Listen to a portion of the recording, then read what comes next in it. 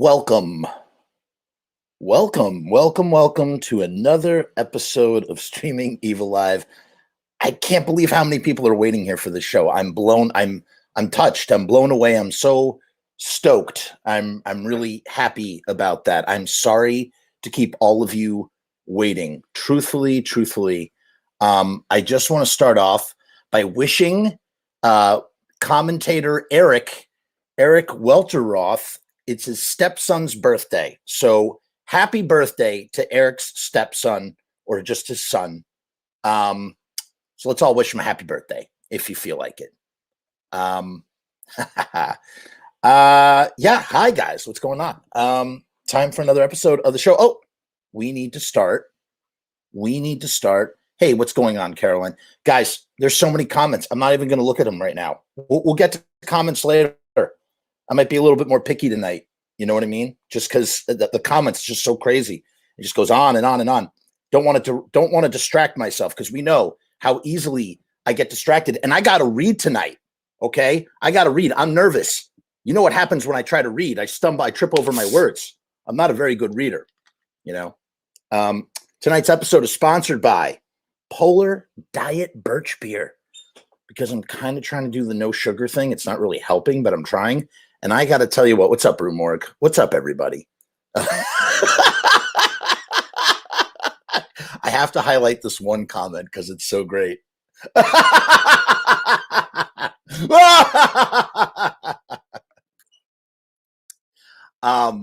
Oh man, these comments are so great. You guys are awesome. Eric, thanks to you, buddy. You're great. I appreciate y'all, truly. In any case, this is really great. I don't know if any of you are fans of birch beer, but birch beer is really great. Polar is really great. And they make a diet birch beer. You know, I don't like diet. I don't like that aftertaste of diet. It's kind of gross. But, you know, this, my Lord, I don't know what they use. Probably one of those poisonous chemicals, but it's ice cold, hits the back of the throat, tickles that little punching bag thing in the back of your throat. Yeah, that's great. That is great. Updates, couple of updates. The Screamin' Jay Hawkins video is coming along nicely, much like 1979. What do I do, guys? What do? I get carried away. I get so carried away, and I just can't help but throw in the kitchen sink. So I'm borrowing a lot from things I found on YouTube. I'm, taking this piece here. Think of me, I'm kind of like a DJ. I'm taking stuff that's found. I'm doing a little bit of scripted. And then I'm also sort of adding some off-the-cuff improvisational remarks. And I'm mixing it in a pot for Screamin' Jay Hawkins' Feast of the Mau Mau with some alligator wine, if you know what I'm talking about. For those of you who are into horror punk, the original horror punk was Screamin' Jay Hawkins. Check him out. Some of you were familiar with this song. I put a spell on you. I'm still stuck on the Bobby Steele interview for They Came From Lodi. It's just a lot of material. I'm in the third interview. I did 3 interviews with Bobby Steele. I'm in the third interview. So I'm very much looking forward to taking a look at that. Let me see if I have any clips from Bobby Steele real quick. I know this is a Doyle episode, but which one is this? I think we already showed that one. Let's do the intro real quick. And again, Nigel's always wondering when the thing is going to come in, and it's never it never includes the music. But Nigel, I promise you, we're going to get it. We're going to get it good eventually. But for now, wait, you know what I have to do? I did this wrong. You got to go here. Ready? We're going to start the show officially right now. How about that? That early. I'm trying to do things a little bit differently, just so we don't get so bogged down. We can let it go loosey-goosey after we finish the content of the show. Hold on. Here it is. Ready? He's gonna talk about the Misfits right now. He's a nerd about this stuff, obsessed anyhow. Jeff never shuts his face, always needs to talk. Might show some weight if he went out for a walk. Do you think Danzig cares? He doesn't care. He's out into ranch. Backstage.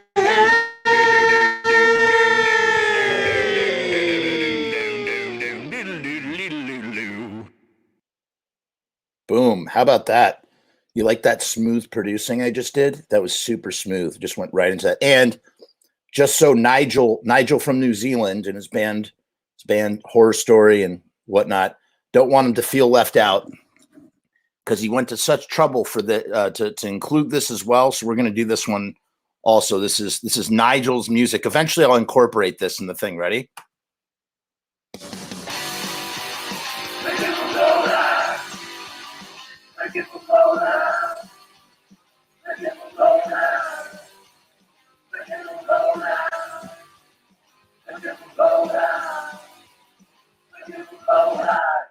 Yeah, that's great. Thanks to Nigel for that one. So awesome. And a quick shout out to Hash man. Hash came in the clutch. I needed a techno track, and Hash hooked it up, man. And it was awesome. He just did it super quickly. It was funny. I put out my feelers and I got so much stuff. And Hashes, of all the things I got, Hashes is the one that I liked the most. So I picked it and I used it. So I want to say thank you for everybody for their help. And I want to thank Hash for his help with my techno track. I suddenly became, DJ Murdergram. I got the headset for it. It's perfect. Do we have any other housekeeping? Oh, yeah. Okay. One other thing. So I'm really trying to expand. I've got some new content ideas, you guys. And I honestly want to hear from you. You guys are so good about leaving comments. And I try my best to answer every comment on every video. Why? Because it boosts the algorithm. It's, I'd be lying. I mean, I like conversing with everybody, but it's, there's a purpose behind everything. If there's something that you like a lot, let me know. If there's something that you think is not really working, let me know.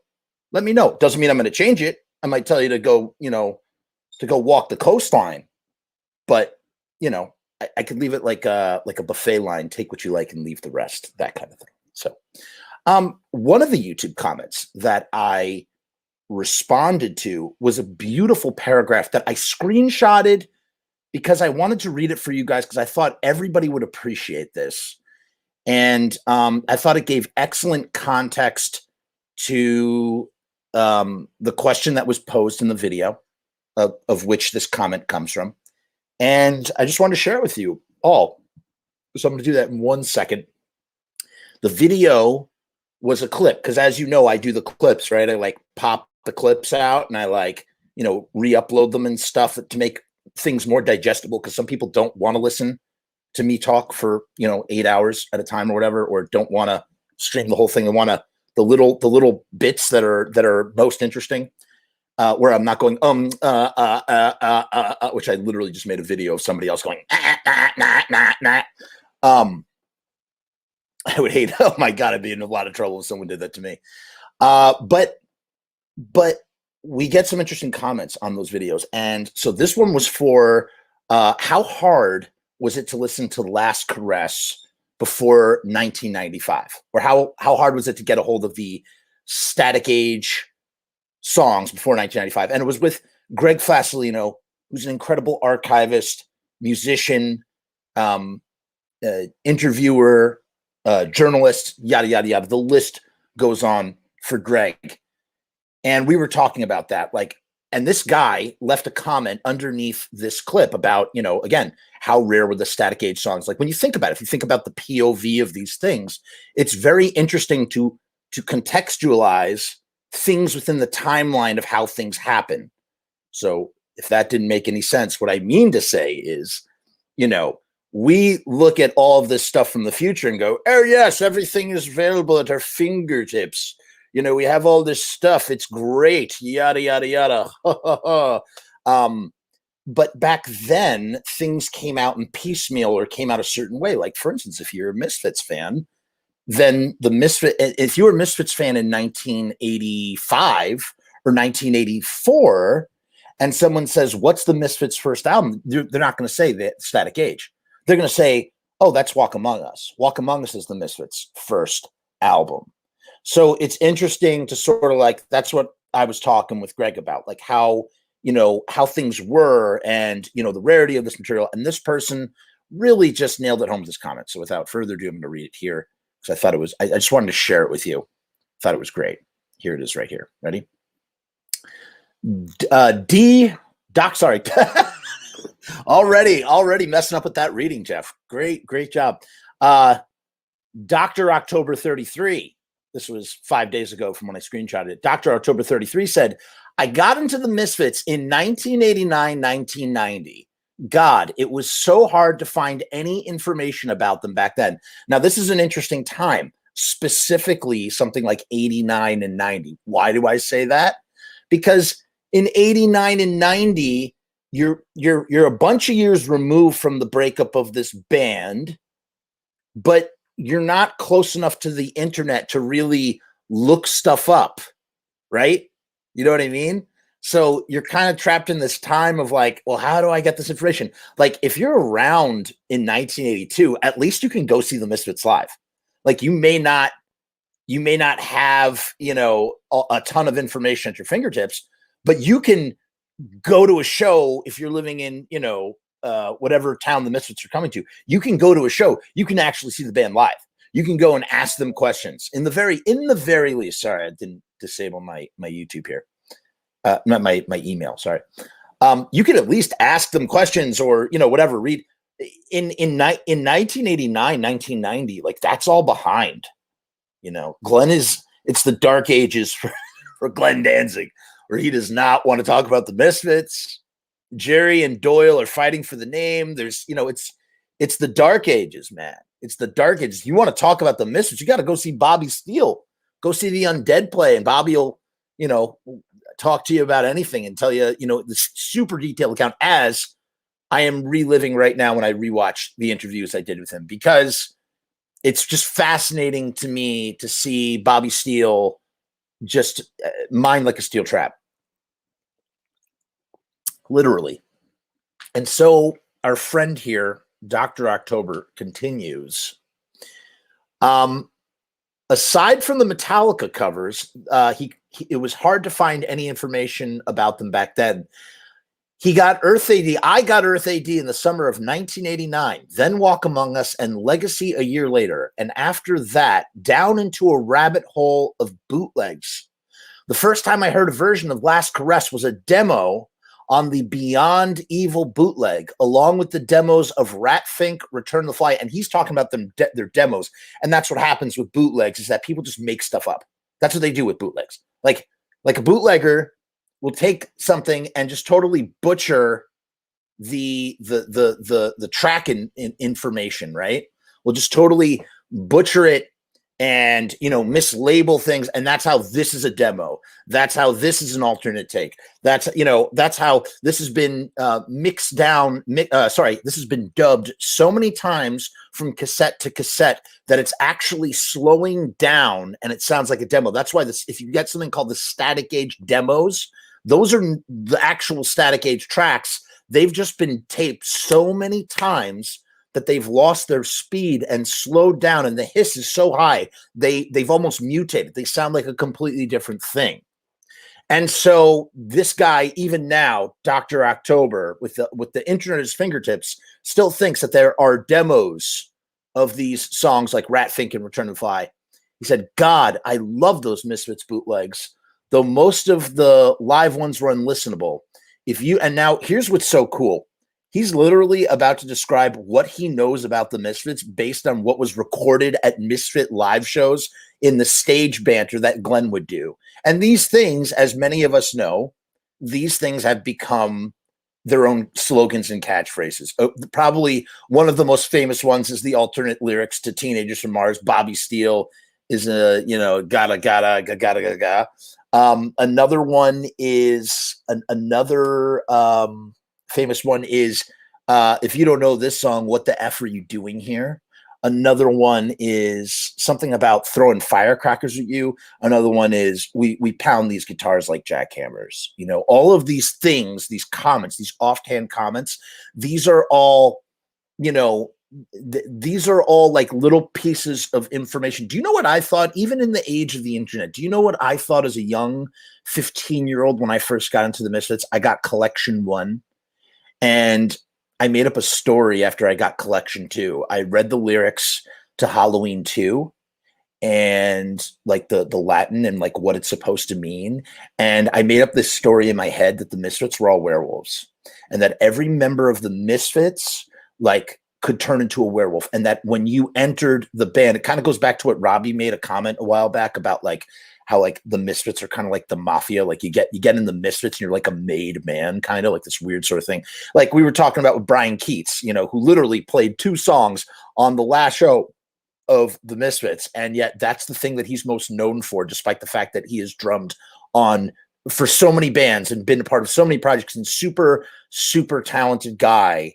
But he's known for the one time that he screwed up in the Misfits for 2 songs and got kicked out of the band and the show broke up, whatever. Oh my God, where was I going with that? I went down a rabbit hole, man. Crap. No, what I'm trying to say is, the stuff that the Misfits are like made men. Oh God, what was I talking about? I literally went down so many tangents of a thing to get back to the thing. You glean. Oh yes, now I remember the werewolf thing. I was talking about how I believed. Wow, Jesus Christ, Jeff. I was talking about how I believed, and I didn't really believe. I knew that they weren't werewolves, but in my mind, my imagination, my young adolescent imagination, chock full of horror movies and comic books and yada, yada, yada. Oh my God, yeah, the Misfits are the werewolves. And every time that they get a new member, they turn him into a werewolf. And, you know, oh God, guys, I'm not interviewing Doyle.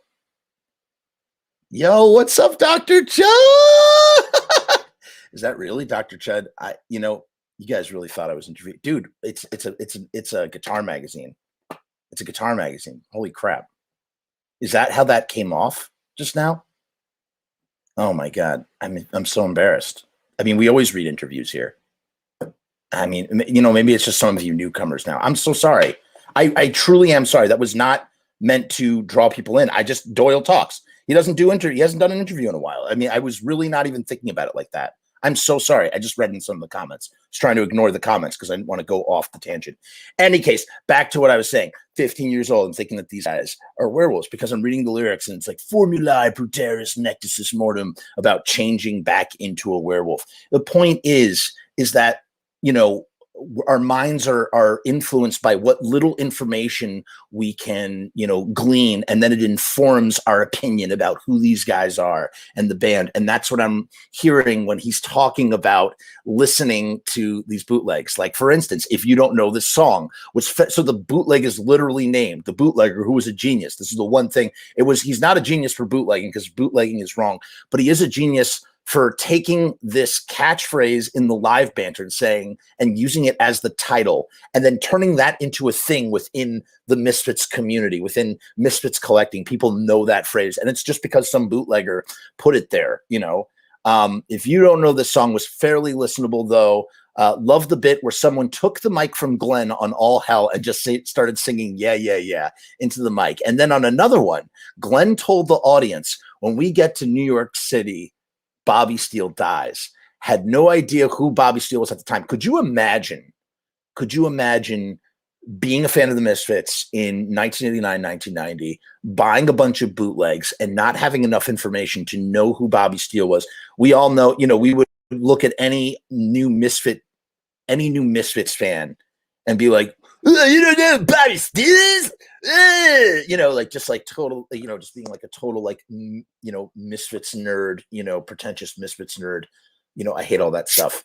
But this guy had no idea who Bobby Steele was. He just heard that name, Bobby Steele. He didn't know that the Bobby Steele was the guitarist that plays Doyle. Fascinating. And he didn't know until he bought Beware on bootleg. I wouldn't like to go back to those days now, where sometimes it would take years to find and listen to an album. Can you imagine it taking years to find and listen to an album? But there was something a lot more fun about it. There was a real sense of mystery to bands like the Misfits, and that's why we're all addicted to this, to like talking about this thing. Because even now, with all the information that's available, even, you know, it's funny, people are like, oh yeah, nobody knows anything of the Misfits. We know everything about the Misfits. It's all documented. It's all in a timeline. We're not satiated. We want more. We want more. We want to never stop talking about it. I want to never stop talking about it. It's good for my channel. You know, I love talking about this stuff, you know. But he's saying, yeah, it would take years to find and listen to an album. But there was something a lot more fun about it. There was a real sense of mystery. Piecing together bits of information, because that's what it is. It's like a do-it-yourself detective workbook. We have to be detectives and piece together what really happened. There's an air of that. You don't get that with the Ramones. You don't get that with Black Flag. And you know, it's funny. We don't really get that with, you know, no one's asking to know every, you know about every like ass hair on the bottom of like, you know, like Henry Rollins, like butt cheeks, you know what I mean? Nobody is looking that deep into the minutia, but for some reason they are for the Misfits. And maybe that's because the Misfits combine all of these incredible elements, doo-wop, Ramones, punk, comic books, and horror movies all fused together into this thing that we all wish that we had thought of. I know, especially musicians. We all wish, people wish that they had thought of this thing. Thought Legacy, so this is amazing. Thought Legacy was their actual first released album. So in 1989, this one kid, and again, he might not have been as informed as other kids, but this one kid thought that Legacy was their actual first release. Legacy, for those who don't know, is a compilation. And that there was an album between Legacy and Walk Among Us called Spooky Cities. No idea where that one came from. Something to do with Spook City, USA, no doubt. So back then, he thought that there was something called Spooky Cities. So I thought that was really cool, man. I thought that was really, really cool. Wow. Steven, dude, I am so sorry that you were fooled. I thought I made myself clear just before about like how I didn't realize that that came off that way. I mean, how many Jerry Only interviews have we read on the channel? You know what I mean? I don't know. If you're just joining us, then I'm really sorry, and welcome to the channel and welcome to the conversation. You're still jealous that I heard the lost tracks. Listen, I'm grateful that I could listen to them. I'm grateful that I could describe them to the best of my ability for anybody who watched those episodes. Please watch the first 3 or 4 episodes of this entire show. You will get to hear me. That's where I describe the stuff. I swear, dude, male prick, how are you? I swear I wasn't fooling. Low-key thought the same thing about Legacy. I actually grew up on it. There you go. All right, I'm trying to ignore comments as much as I can so I can stay on topic here. Okay. So here it is. Doyle has done a brand new interview for Guitar Connoisseur Magazine. And before we get into it, we've never really done a Doyle episode, right? It's always about Jerry and Glenn, yada, yada, yada, 1, 2, 3, XYZ. We don't talk about Doyle enough. So real quick, before we even get to it, a little intro to Doyle.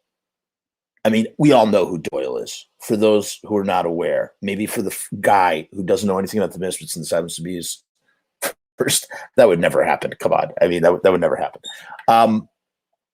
Doyle is Jerry and Rocky's younger brother. The Kayafa family live in Lodi, Grove Street. Used to, not anymore. He came into the band. He learned how to play guitar from Jerry and Glenn. He came into the band right after his 16th birthday. First show, Halloween, Irving Plaza, 1980. Opening up for Screamin' Jay Hawkins. How about that? That's right. The Misfits opened up for Screamin' Jay Hawkins. Could you imagine your first show, professional show in a band is opening up for the legendary Screamin' Jay Hawkins, who was wallowing in obscurity at that time. Screamin' Jay Hawkins was very, very accessible in the late 70s, early 80s. He was performing. You could literally walk into a small, I forgot what it was. It was a small cafe lounge on the Lower East Side type deal, and Screamin' Jay Hawkins would be playing the piano. It was like that. And it kind of kills me that I wasn't born yet, because I would just totally be there every day and just watch. I'd be like Screaming Jay Hawkins' personal assistant and butler and drive him around. And it would be really awesome. So they opened for Screaming Jay Hawkins. And Bobby Steele showed up to the show. He didn't know that he was out of the band. Long story. Everybody knows that story. Doyle joins the band. He stays with the band. The band's lineup stabilizes. We talked a little about this previously. I'm not going to go too deep into it. He stabilizes the band's lineup in a way that it would remain stabilized, not excluding all the Graves years. It remains stabilized as Glenn, Jerry, and Doyle, the three guys. It's Uncle Glenn, Uncle Jerry, and Cousin Doyle. Doyle is not an uncle. He's a cousin. Cousin Doyle.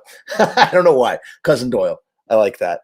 And, he did Christ the Conqueror with his brother, which turned into the Misfits. But that's the interim.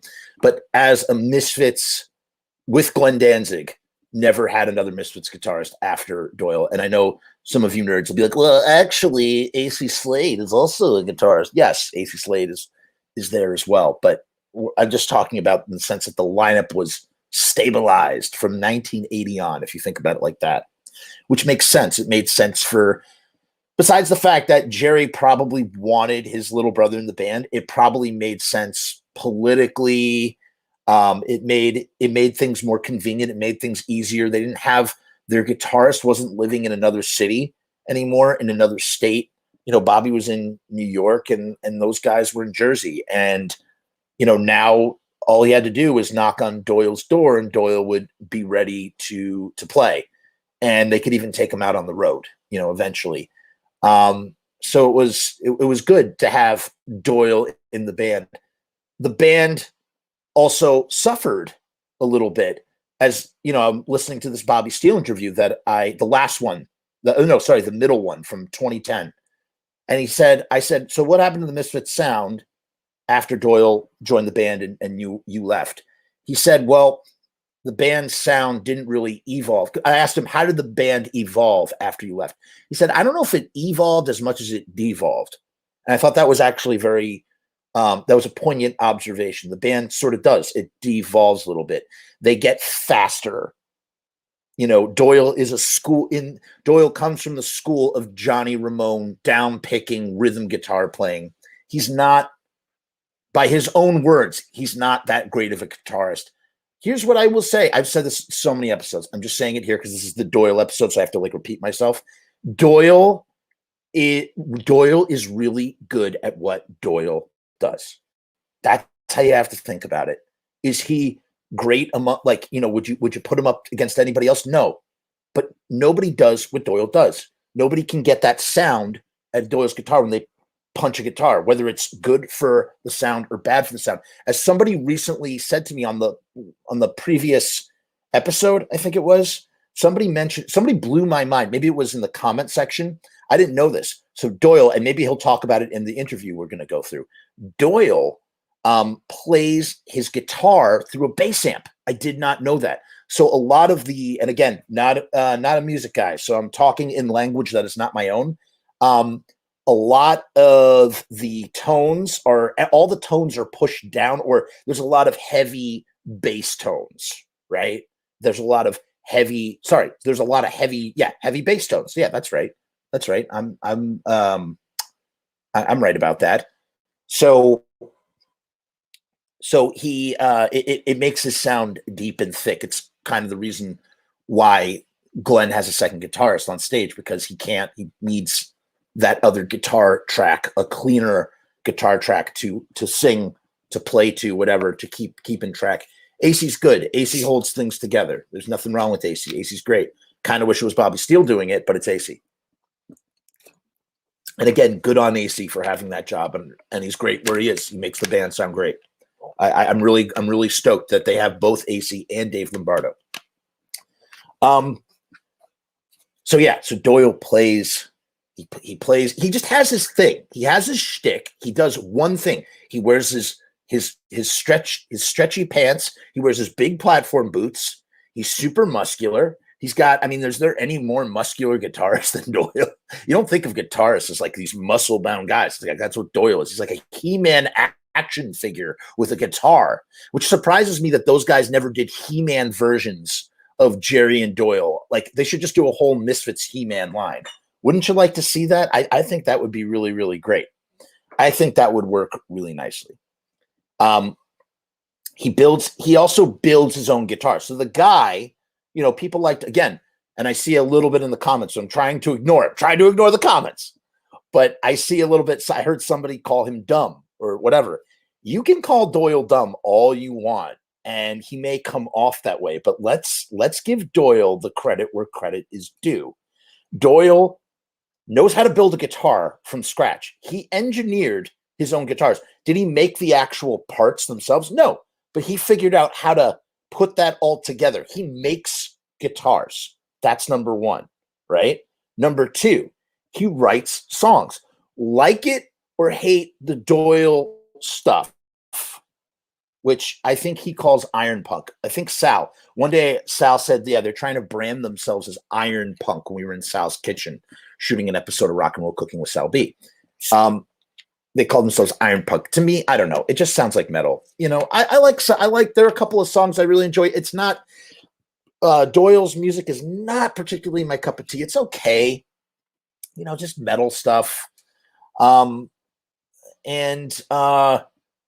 know, he is an accomplished songwriter. You can't, I don't know about that Gorgeous Frankenstein stuff, but you know, the dude does know how to write a song. He writes all the music for all the Doyle stuff. You know, I've seen Doyle live where it's just Doyle with his guitar and he knows how to play. There's a lot of people, they're like, talk about conspiracy theorists. There's this conspiracy that Doyle is just like unplugged all the time, or Doyle is never really playing or is not playing. Of course he's playing, dude. Of course he's friggin' playing. And the proof of that is that, like, go see a Doyle show. You'll see Doyle play, dude. Like, he knows how to play guitar. Good or bad or whatever you think about it, the dude can play a guitar. He can program drum tracks. He can play the bass. Doyle, and from my understanding, he does a little bit of singing, although not in a serious way, but more of like a scratch take way, which is why I think, honestly, I truly think that Alex, Story, and Doyle make a great team. They really complement each other very, very well. I think it's good that those two found each other and found a way to make it work. But more on that in a second. Let's go through a little bit more of Doyle's history. So the band breaks up. The Christ the Conqueror years turn out to be like a guitar building workshop where they workshop songs and they workshop their guitars and they're refining what will eventually emerge almost a decade later in the 90s, right? As the Misfits 95. They do the Misfits 95. They get a new singer, a young guy. He comes into the fold and they go out, they record 2 albums of music that sounds nothing like the previous Misfits at all. So already you have that brand confusion. Doyle leaves the Misfits. I guess, you know, there was disharmony, a lot of stuff, disharmony. You know, they did a wrestling thing for a while, which was kind of weird. And then what happened was, I mean, we could do a whole episode on just this one night. What happened was one night, the singer, I believe his name is Michael, right? Michael, the singer, Doyle, and a lad named Dr. Chud all walked off on stage. They walked out on Jerry. A bunch of stuff had happened between them, and they left. And then the Michael and David, the Dr. Chud, his name is David. Michael and David never came back, and there was this weird. That's when we entered the era of weird Misfits lines. Misfits, and this is when it was Jerry's Fits. It was no longer the resurrected Fits. It's the Jerry's Fits. Jerry took over singing, and suddenly, for the first time ever, you have the weirdest mutations of lineups. You have the Earth AD lineup without Glenn Danzig, with Dez from Black Flag on second guitar. And this is when Doyle leaves the band. He's not down with Jerry singing, right? He's not down with Jerry singing. And Dez is there, and there are many. You know, why is Dez there? Did Dez? And again, I don't know the answer to this question. I genuinely don't. I'm wondering this out loud. This is not. I am not stating that I know anything. I'm just wondering it out loud. Truly, I am. I don't know the answer. If anybody does know the answer, I would love to know that answer. Dez joins the band in some sort of effort, and for the first time, they have two guitarists.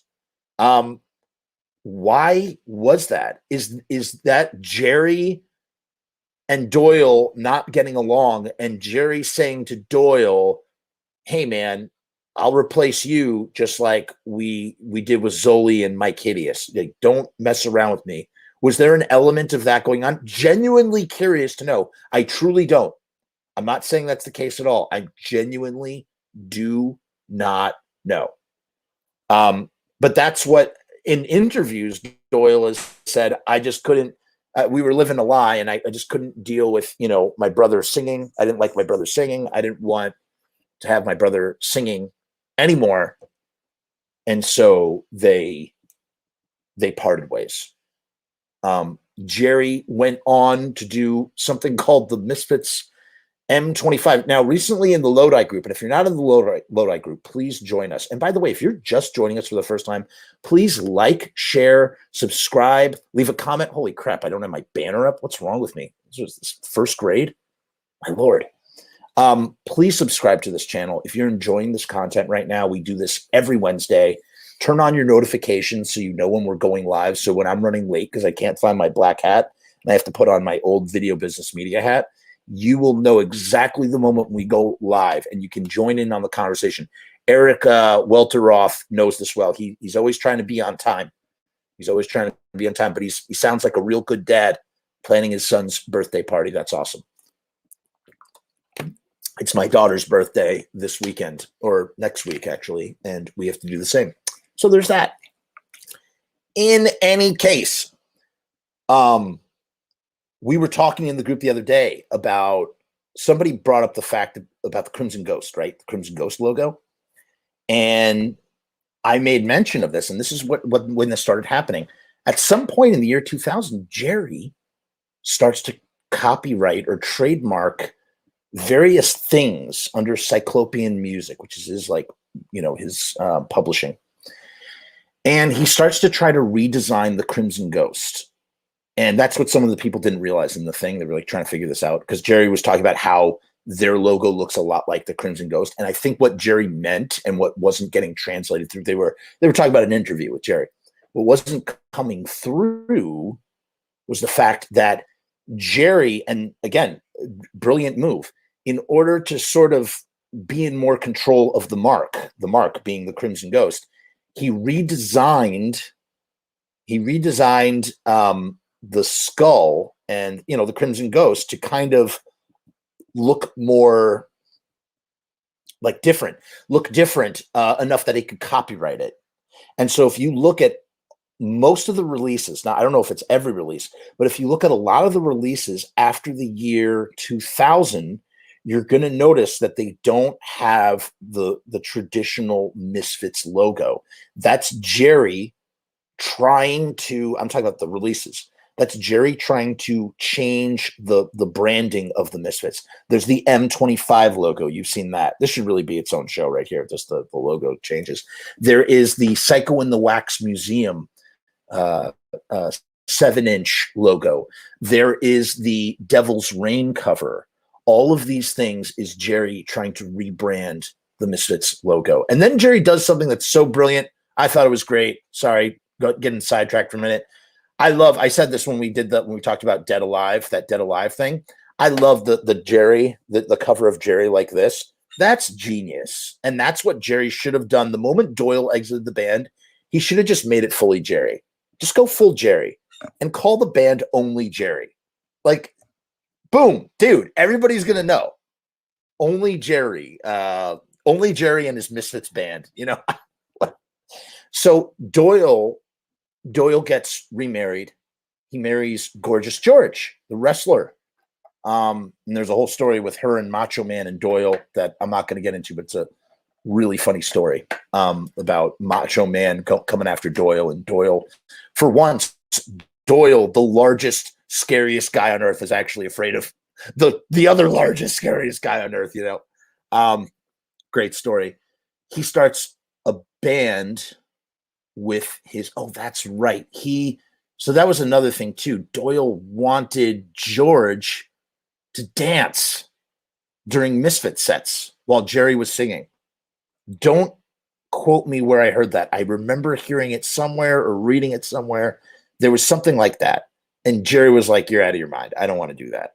Again, do not quote me on that. Not sure if I may not know what I'm talking about. I'm trying to like racking my brain right now. Where did I hear that? I heard that somewhere. There was something about that, but that was the seed for what would become Gorgeous Frankenstein. Doyle starts a new band with George. The idea being that Doyle would play music for George to do stripper dances, some sort of like stripper burlesque dance thing. He makes some demos. And at this time, he reconnects with Glenn Danzig and involved. He also had recently reconnected with Glenn Danzig because, again, right around this time in 2002, Glenn, Jerry, and Doyle, I believe Doyle is out of the band by this time. Glenn, Jerry, and Doyle meet up. Jerry and Glenn have spoken because of the 12 Hits from Hell kibosh that they put on, whatever, the thing on Caroline. And now they're talking about doing the Misfits again. So they actually do meet up again to have those discussions. And then at some point, Glenn's father passes away. Doyle goes to the funeral. He reconnects with Glenn by themselves. Those guys start talking. He said, Glenn says, "What you got?" Or Doyle says, "Hey, I'm working on this thing." One of the two, something like that happens. And at some point, again, I was not a fly on the wall for the conversation, but this is how the story goes. Glenn goes, "I want to put it out. I'm going to put it out on eviLIVE, your Gorgeous Frankenstein record."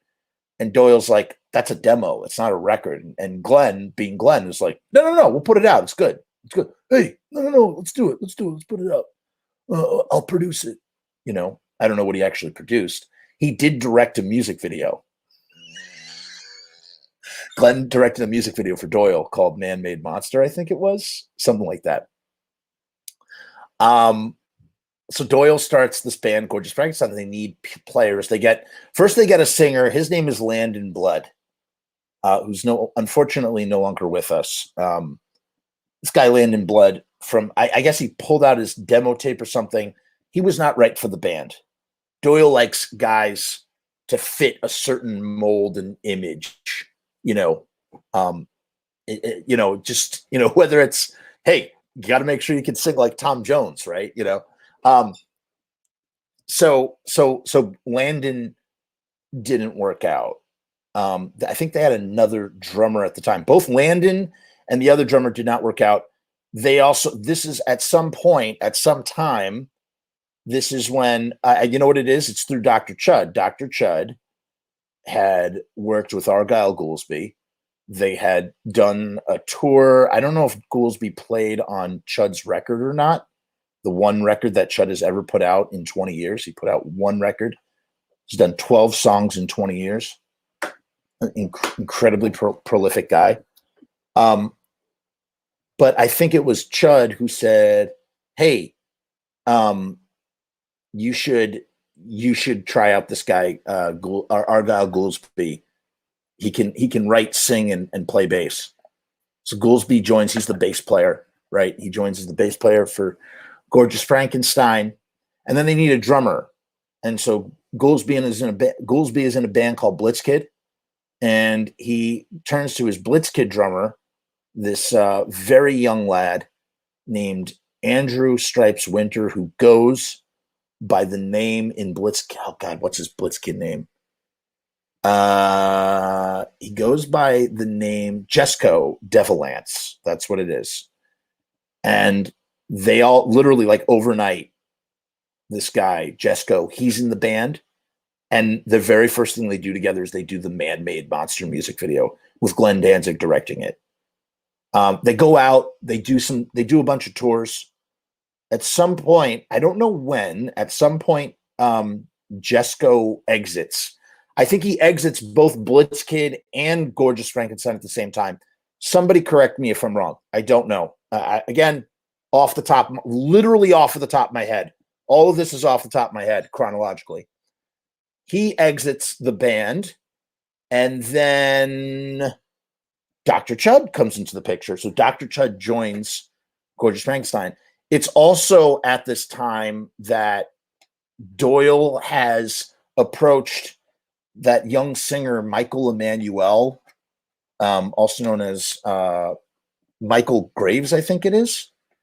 And he says, hey, Michael, do you want to sing for my band, Gorgeous Frankenstein? And he gave Michael, there's some demos of Michael Graves doing Gorgeous Frankenstein songs.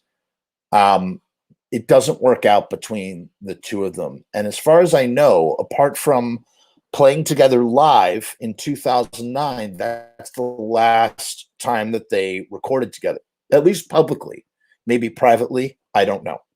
By the way, if you're just joining us right now, please like, share, and subscribe. Leave a comment. Subscribing is really key, people. I would really appreciate it if you could subscribe to the channel, leave a comment, yada, yada, yada. Support the channel, buy a coffee if you feel like it, leave a tip. So yeah, Michael Graves doesn't work out. It's at this point, oh, you know what it is too? Landon might still be in the picture. I am so sloppy about this. Landon is in and out of the picture. Landon eventually washes out. Landon Blood. He washes out. And that's when Doyle, it might have actually been the day they did the Man-Made Monster music video. Landon Blood leaves, and Doyle turns to Goolsby and says, all right, you're going to sing and play bass. So Goolsby takes over those duties. And in order to do it, Goolsby, because he walks around playing the bass, Goolsby buys a special headset to do that. He's on something like what I have right here, and they're doing a bunch of songs. They have songs called like The Reverse of God and like Mother Father, like all of these songs. And I really hope you buy me a slice of pizza after you slap me, Loki. Really, truly. That's all I want to say about that. So they have a bunch of songs. I listened to these shows. I don't think it was never that good. I was not a fan of any of this material. They did Graves era Misfits songs that Goolsby would sing. They were essentially a three-piece. It was Chud, Goolsby, and Doyle, and George would do her burlesque dancing on the side on some sort of burlesque pole where she would burlesque on the stage. And they would open for Danzig. They opened for Danzig a whole bunch of times. As a matter of fact, one of the times they opened for Danzig is when Danzig fell into the pit and dislocated his shoulder, and at the same time, Doyle is also the other thing I should mention about Doyle real quick before we get to our interviewee. Oh my God, this is really going through this detailed history. I didn't expect to get so detailed. Doyle is also doing Danzig and Doyle with Danzig. It's also what's known as Misfits Revenge, where the reunion didn't work out in 2002. And then all of a sudden, you have Danzig and Doyle going, all right, F you, Jerry, we'll do it ourselves. And they're out there, and people loved it. It reinvigorated Danzig. It brought Danzig probably saw such a jump in everything from having Doyle there. He started to realize, you watch those videos of Glenn holding up his microphone and he doesn't even have to sing.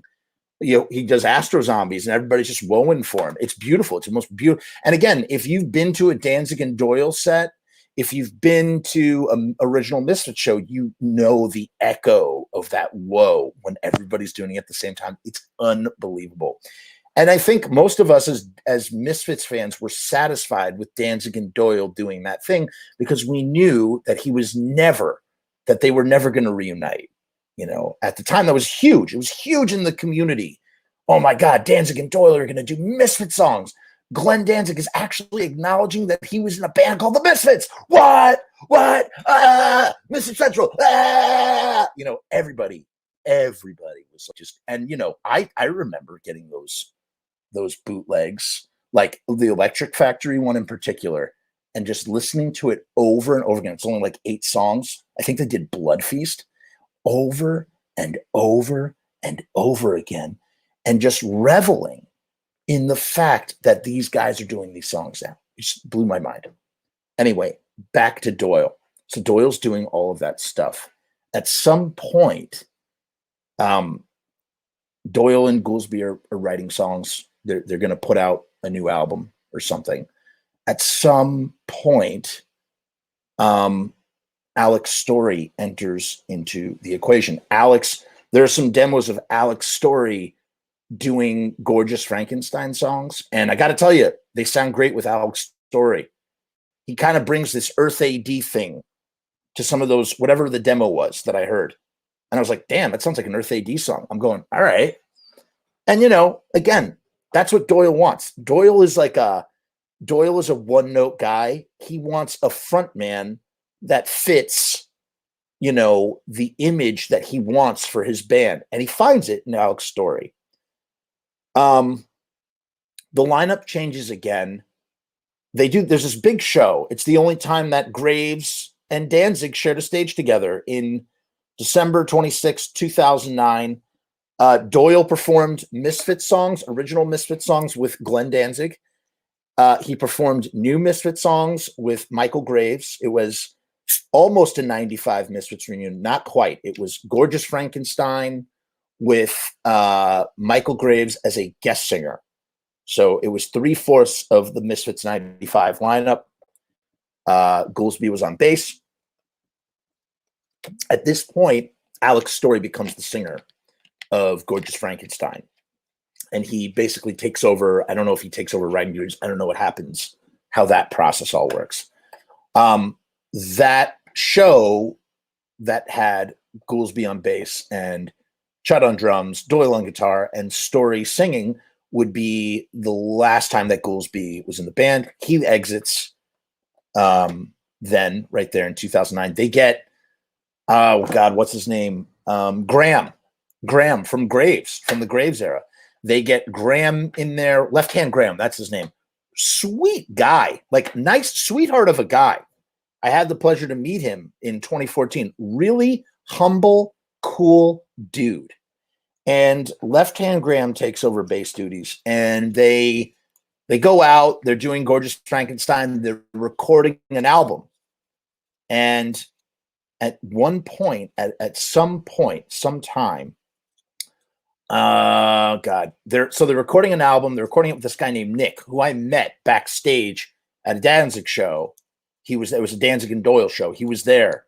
The guy who mixed who mixed and mastered the Abominator record, who did a pretty great job at what he did, I guess. Although, you know, I do think Alex Story, the vocals are a little buried.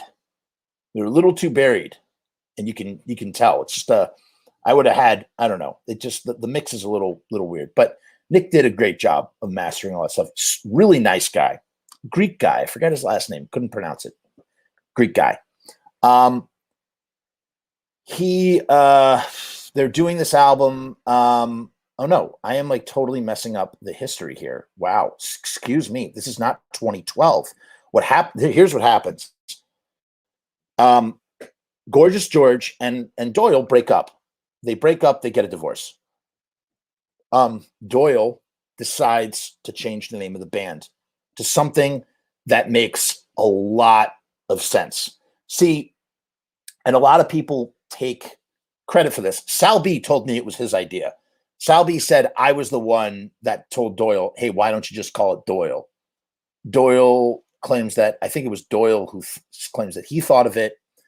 You know, part of the problem is that Gorgeous George owned, I think she owned part of the name Gorgeous Frankenstein. She might have owned a piece of the band, but they had broken up, and I guess maybe it was a bad breakup. Who knows the state of the breakup? But in order to sort of separate the old from the new, because they were recording this new album, Doyle changes the band name to ... Doyle. Like, makes perfect logical sense too. Just call the band Doyle. Duh. Why wouldn't you call the band Doyle? You know, he's literally billing himself as Danzig and Doyle. It's Danzig and Doyle shows. So why, you know, because a comment that Doyle would always get, a comment that people would always, you know, make is, oh, Gorgeous Frankenstein. I didn't know that was Doyle's band from the Misfits. That was always a problem. So why like take the layer of confusion out of the way and just exactly why had Jerry struck out and just called himself only Jerry or Jerry only and friends, he would have worked. It would have worked just fine. You know what I mean? I don't know. So they changed the name to the band. They changed the band's name to Doyle. They're putting out this record odometer. There is a lot of disharmony behind the scenes between members of the band that I don't know if I can't really speak to it, but there's disharmony involved in the mixing process. Doyle has publicly stated that, you know, Dr. Chud messed up recording the drums because they recorded the album themselves. They built a recording studio and they recorded the album themselves. They let Chud do the engineering, and Chud messed up the snare. They had to replace some of Chud's drumming because he messed something up. There was something, band members didn't like each other, a lot of disharmony in that kind of way. And it all came to a head in 2014. And this is where I ever so briefly bear witness to this band's history, just for a tiny bit. We're doing Rock and Roll Cooking with Sal B. And by the way, I just found all of the uncut Doyle interview segments. I'm going to re-listen to them. I think I'm just going to upload them to the channel uncut and just let everybody listen to it. I think it would be fun. I got to make sure that I got to just check it first, but I'm thinking in my head, I think people would enjoy that. Right. So I'm going to just upload all that stuff. I'm sure you guys would like to see that. Right. Wouldn't want to hoard anything. So we're doing this episode and we find out, Sal B and I find out that Dr. Chud really screws over the band. He leaves Doyle and Alex Story and Left Hand Graham without a drummer because he pulls, this is not the first time he's pulled this tactic. He's pulled this tactic with other bands. And the tactic is this: the day before a tour,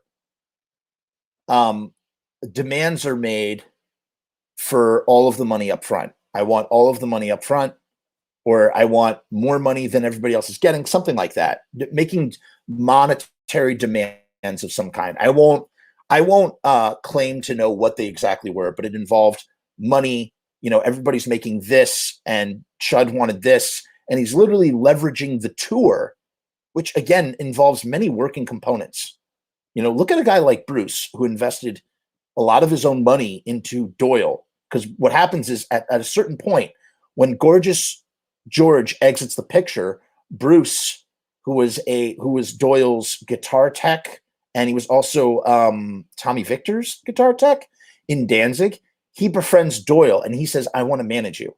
I want to take over for you. And honestly, the smartest thing I think Doyle ever did in his whole career, one of the smartest things he's ever done in his whole career, was hook up with Bruce. I think Bruce has been really good for Doyle and helped him do a lot of things that have allowed him to sort of, you know, go out and be Doyle, right? So that happens too. And then, you know, Chud pulls this power play. He walks off the tour. He literally does the worst thing that anyone can do in the history. I mean, I could think of fewer sins, especially, again, hey, musicians, challenge me if I'm wrong. Is there any greater sin than like walking off a tour at all? Like, is there any greater sin than like leaving a band in the lurch? You know, like just leaving, like leaving and leaving them high and dry. I would imagine, because there's so much staked on, you know, the thing. It's like, you're just going to leave, you know? And so that's what he did. And they got tiny. Anthony Tiny, I can't pronounce his last name, from TSOL, one of my favorite bands. And I'd seen Tiny many times with TSOL. So he took over and he learned the songs in like such a short period of time, like 3 days. He learned all these songs and they went out and they did a great job. We saw them at Blackthorn 51. And, you know, just trying to, you know, make it all work. We did that rock and roll cooking episode. That's when that happened. I sat with, this was really cool. I wasn't in the conversation at all. This is where I was a fly on the wall. So I can actually speak to this. It was me, Sal B, and Doyle, just the three of us sitting on a couch at Blackthorn right after the sound check. And Sal B and Doyle are talking about how Chud screwed over the band Doyle and left them in the lurch without the ability, you know, without a drummer. And so I heard all that stuff firsthand. And so then what happened? So they put out Abominator, big success for Doyle, I think. It was a pretty big success. He really established himself as his own thing. You know, he established himself as his own thing without needing the Misfits, which is something that Jerry has never done.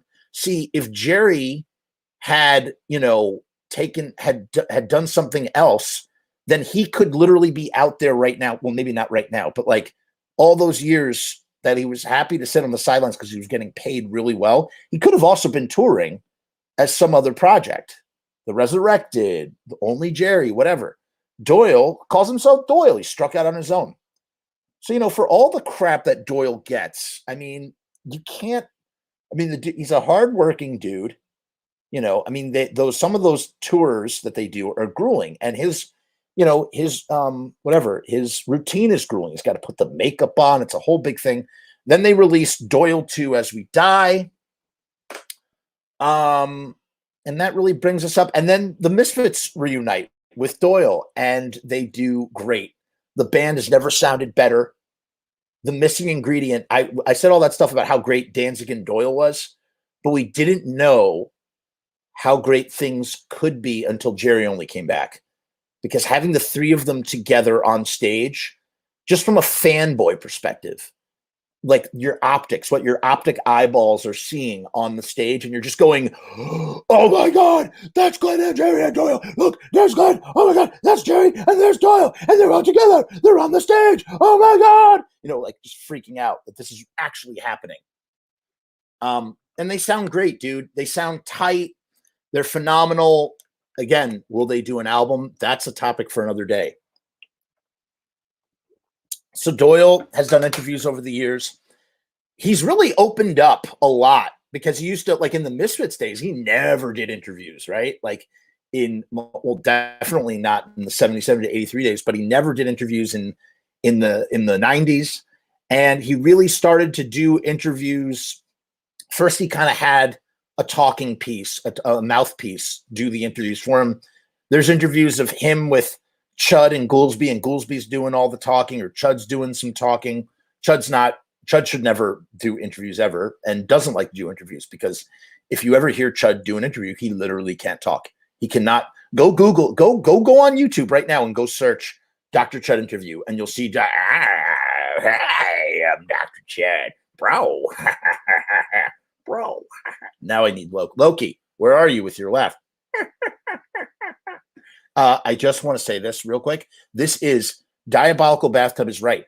The Rig Rundown with Doyle is one of the best episodes. First of all, that's Doyle super like in his element. Doyle has talked about having anxiety or being very introverted. He's not an easy interview.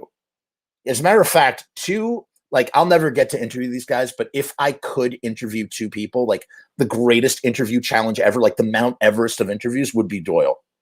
Even more so than Glenn. I think I could talk to Glenn if I got the chance. I've spoken to Glenn. I've had conversations with Glenn in his very brief, but I had a conversation with Glenn. I've spoken to Glenn. But I mean, I think I could find ways to talk to Glenn if I got to officially interview him in some way. Doyle is like, to disarm Doyle, that's not easy. That is not easy to do. That would be a very difficult thing. I've often thought about how I would do it. It would be like climbing a Mount Everest. But if you look at the episode on this channel, we did Rock and Roll Cooking with Sal B, and I was filming Sal interviewing Doyle, and Doyle is super relaxed in the interview. He's super friendly. And in that Rig Rundown interview, when he's talking about his gear, he's also super friendly. There are plenty of painful interviews where you can watch Alex Story and Doyle totally screw with interviewers, and they do a pretty good job of it. And, and that's the thing about Doyle too, is if Doyle doesn't like the interviewer, doesn't like the situation, there's some good podcasts with Doyle too. He just immediately shuts down. No. Like every answer is like no, or I don't know, or yeah, like just one-worded answers. The dude puts up like this iron curtain, and yeah, I don't know. Kind of interesting. All right, guys, it's time for the main attraction. Let's open up our magazine here. I like this Digital Connoisseur Magazine. Now, should I do it like this? Should I do it like that? What is this? Oh no, we need it to be like that. Yeah. You know what I'm going to do? I'll do it like this, actually. It makes no difference. Okay. So let's see. I've never done this. I've not read this interview. Ooh, fancy guitars. This is cool. It's like flipping through a magazine. I hope this doesn't mess up my bandwidth, by the way. I think it already here. Maybe it's a RAM problem. Let me just quit out of this real quick. Oh, there we go. And that's okay. Oh my God. Nope. That was a bad idea. Let's not even talk about it. All right, we're flipping through this magazine, but it's taking a long time to get to the Doyle. Oh, we flipped through several pages here. Did we miss a page? No. Wow, these guitars are fancy. So for any guitar players, it's just like, oh, there we go. There's Doyle. What is this? Can I magnify this? Because it's super hard to read. You guys are not going to be able to read this here. Could you believe that we are at our 25th issue? Me neither. And what an issue this is. I'm thrilled about this month's issue. You saw the cover, right? Yes, that is Doyle Wolfgang Von Frankenstein of the Misfits. And he didn't pull any punches in this interview. Ooh, sounds spicy. Before you head over to his interview, let me say that the rest of this issue lives up to what I have always wanted Guitar Connoisseur to be, a place where one can pause the journey of discovery into the world of lutherie. I don't know. This is guitar crap. Sorry. I'm not a guitar guy. I don't want to know about it. Do any of you guitar players read this magazine at all? Ooh, these are fancy. Boons, boons, boons, boons, boons. Wow. Dude, this makes me want to buy a guitar. I want to own these guitars. All of them. There's something. Oh, look at that one. That's pretty. Here we go. Here it is. Wow, quite a. Doyle hates cell phones. That was an interesting. Maybe that's why they did that, because he hates cell phones. Let's see here. Misfits legendary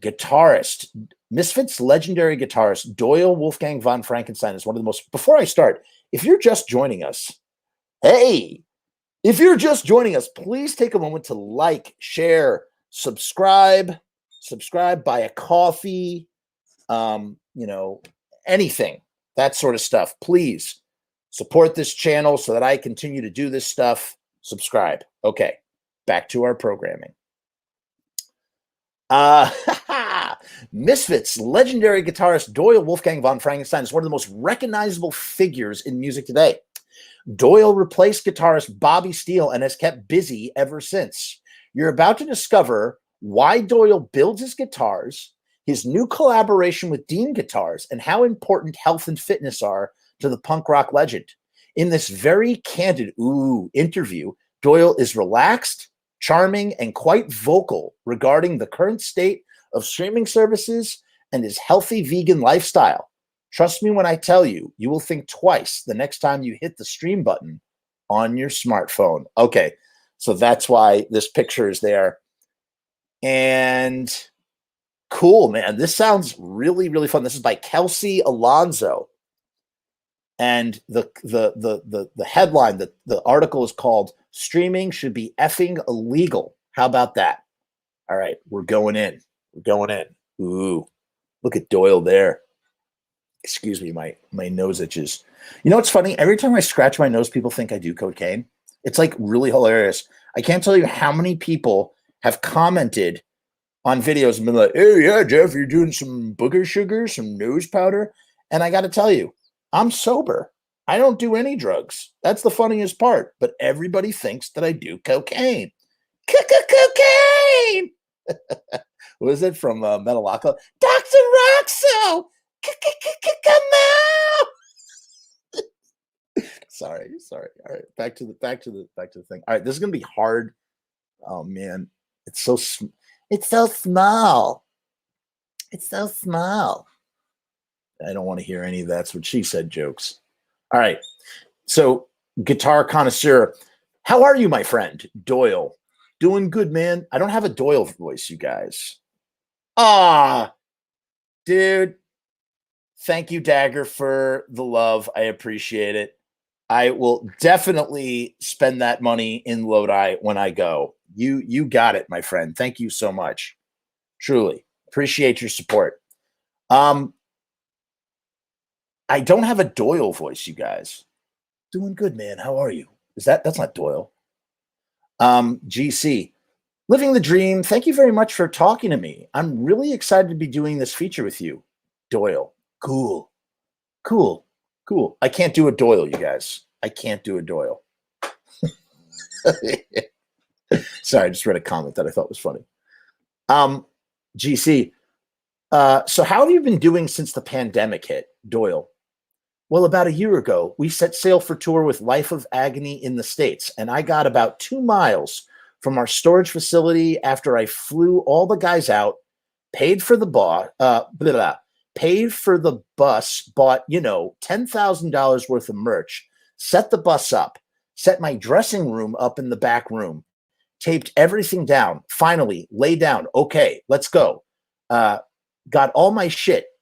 Everything's done. We drove 2 miles. My manager calls me up. He says, turn around. The tour is canceled. I'm like, F you, man. He's like, I'm serious. It's canceled. I said, call the effing driver. Why are you calling me? We got 2 miles out and had to turn around and fly everybody home in a rush. GC. Ugh, I'm sorry to hear that. Doyle. Yeah, it sucks. GC. What project were you going on the road to remote? Doyle, our second album, Doyle 2, As We Die, doing the protein, which came out in May. So Doyle put out his own protein, right? He did his own protein powder, vegan protein powder, because Doyle is a muscle builder and whatnot. And yeah, that sucks, man. Everybody got screwed, man. Everybody got screwed by the by the pandemic. I got screwed. I talked about it in one of my episodes, The pandemic has been good for me as far as getting all the songs I have written on my phone and in my head. I got like 5 more to go and I'm done. I can't wait to be done with this shit. So Doyle is confirming that Doyle 3, which he records, riffs on his phone, is almost done being written. That's cool. That's awesome. Good for Doyle. I mean, if you weren't making an album during this pandemic, come on, what a better excuse. What better excuse to do with downtime? Make an album at least. What have you been doing to keep busy? He literally just said it. I was making an album. We've been all locked down. You can't go out. You can't go to concerts. You can't go to the movies. You can't go to restaurants. How have you been keeping busy? Doyle, I've just been tracking these albums. Wow, he says albums. It sounds like he's recorded so much material that he has enough for 2 albums. I've just been tracking these albums. A song takes me like a week to do, It's a lot of playing it perfectly, which I hate. It's just so aggravating. I like things live, and whatever comes out, comes out. This is just like, ugh, I can't stand it. Who's producing your stuff? Are you the producer of your records? Doyle, yeah, I'm the producer. I don't need anybody to help me write or arrange effing music. It's so stupid. I don't know about that, Doyle, but if that's what you believe. So for all the GC, so for all of you who don't know, you grew up in Lodi, New Jersey. What was it like growing up there? Doyle, that was a long time ago, my friend. See, Doyle could have given such an elaborate answer to that, and instead he's like, I don't want to talk about that. So I don't want to talk about that. I'm just going to give you this one sentence answer and call it a day. GC laughs. What do you remember about growing up in Lodi, New Jersey? Doyle says, I remember the way it effing smelled when we used to go to football practice. It smelled like fresh fret, but it doesn't smell like that anymore. I don't know. I only lived there for about 19 years, maybe. GC, at what age did you start playing guitar? Doyle says, I believe I was 13, which means that Glenn, okay, if that is correct, if it's not 14 and it was 13, that means that Doyle, wow. So Doyle was being taught guitar by Glenn and Jerry in 1977. So imagine the 1977 Misfits with Manny in the band, and they're teaching Doyle how to play guitar on the side at that time, because that's where he learned how to play guitar. Interesting observation. GC, can you tell me about how you went from being a roadie to replacing Bobby Steele in the Misfits? How did that come about? Oh boy, here we go. Let's see what he says. Doyle says, I was graduating 8th grade and my brother bought me a Les Paul from one of Glenn's friends. It was like a 1965 Les Paul special. It was a nice flat top and it was nice, a flat top, and started playing. Oh, it's weird. The sentence is weird. I was graduating the 8th grade and my brother, that's Jerry only, or maybe it was Rocky, probably Jerry only, bought me a Les Paul from one of Glenn Danzig's friends. It was like a 1965 Les Paul special. It was nice, a flat top, and started playing. Glenn showed me how to do the bar chords on the E and A string. Jerry drew me a piece of paper with the notes for the first 2 strings on it, and that was it. The rest I just did myself. And then I would rehearse with Jerry and the drummer, that's Joey Image, and Glenn. And so I would just rehearse with those guys. And I just got a really quick handle on it, you know? I learned how to get a really good tone quickly because it's the easiest thing to do. What doesn't hurt your ear? What doesn't hurt your ears? That's the sound you want. You know what I mean? Why? What isn't harsh and abrasive to where you're like, I don't want to hear that one more second. I don't know. I mean, I wouldn't say that about Doyle and Jerry's guitars, really. Interesting that those are the words that he uses. I don't want to hear that one more second, you know? It's the sound you want. So I was about 15, and they were doing the recording of 12 Hits from Hell, which wasn't released. They kind of tried to slip that by us and put that out without talking to us about it. So that's why it got canned. That was the record where Steele, didn't show up to the studio. I was in the studio. He was going to use my guitar and my amps because it sounded better, and I had all my stuff there. He didn't show up, and Glenn just looked at me and said, F it, you play it. And I said, F yeah, I will. And I did. Ha, ha, ha. I mean, there's a lot more. As far as, you know, Caiaphas that I've spoken to about this, there's a lot more to that story. It's not as simple as it's put here. But that was interesting the way he put all that. GC, nice. I know you tour a lot. How would you compare touring in the early 80s and 90s to today? Doyle, the difference between the 80s and the 90s compared to today, especially in the United States, is that the crowds, sorry, got to go back up to the top, are nowhere near into music as they used to be. The shows were awesome. The fans would really go off. Now everybody's just standing there. They don't show up. Turnouts are a lot less. Hopefully this pandemic will turn that all around and make everybody realize, hey, man, live music could be taken away from us. We should really appreciate it and go to the effing shows, you know? I mean, you're playing dates, and if you're not playing arenas, nobody's coming to your effing show. You know, I just have one thing to say about that. And it's this. Like, you could blame the audiences for not showing up, but and again, anybody else who's more versed in this, where did the promoters come into this sort of stuff? You know what I mean? Where are the promoters in all of this? You know, like, isn't it their job to promote the show and help draw the crowds? Like, I know the bands are ultimately responsible for drawing the crowds. A band's brand name, just being in that location, is the draw. That's what sells the tickets and brings them in. However, and you definitely see this on Doyle shows for sure. I've seen it. There are and Michael Graves shows, definitely Michael Graves shows too. You have so many bands either paying to play or whatever the situation might be, subsidizing the guarantee for the headliner, that you're not, it's like the system ends up being like that. You're expecting opening bands, like 6 or 7 opening bands, to bring the audience, when really your name alone should be the thing that brings the audience. Am I wrong? Like, if I'm wrong, tell me I'm wrong. I don't know if I'm wrong about that.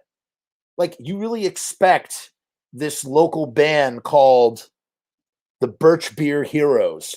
The Birch Beer Heroes are going to draw their 17 fans, and they're one of 7 bands. They're going to draw their 17 fans, and they're paying to play. And that money goes through the producer, through the promoter, and straight into the guarantee to set up the show, to book the show in the first place. Like, you essentially have promoters, like, put the promoting on bands to do the promotion, you know. Again, correct me if I'm wrong. A good opening band does 2 things at a local level, does 2 things, right? One, they're local, so they have a sense of the local scene, and when they're playing, people are going to show up because they want to see that local draw. That's number 1. Number 2, they're opening up for the big name band, which is going to make it even more appealing to people that are local, going, oh, it's that local draw that I love so much, and the big name, or it's the big name band along with the local draw that I love so much. I'm definitely going to go to this show. You know what I mean? But if you're like, you know what it's like? It's like nutrition. It's like you're not giving the show the nutrition that it needs to bring the draw, the right kind of draw and turnout into the show. I don't know. I don't know if I'm making sense. I might not be making any sense. But I just think that, like, it's the system. The system is a little messed up. It's not, you know, I don't know. Let's keep reading, guys. Let's keep reading. Jeff's just talking to his butt. Do you have any favorite places that you like to, do you have any favorite places that you like, either cities or venues you prefer, or that you just like to perform in? Doyle says, well, I like playing in Japan. I like playing European festivals, and I like playing arenas. I hate playing in pubs and bars. I hate that.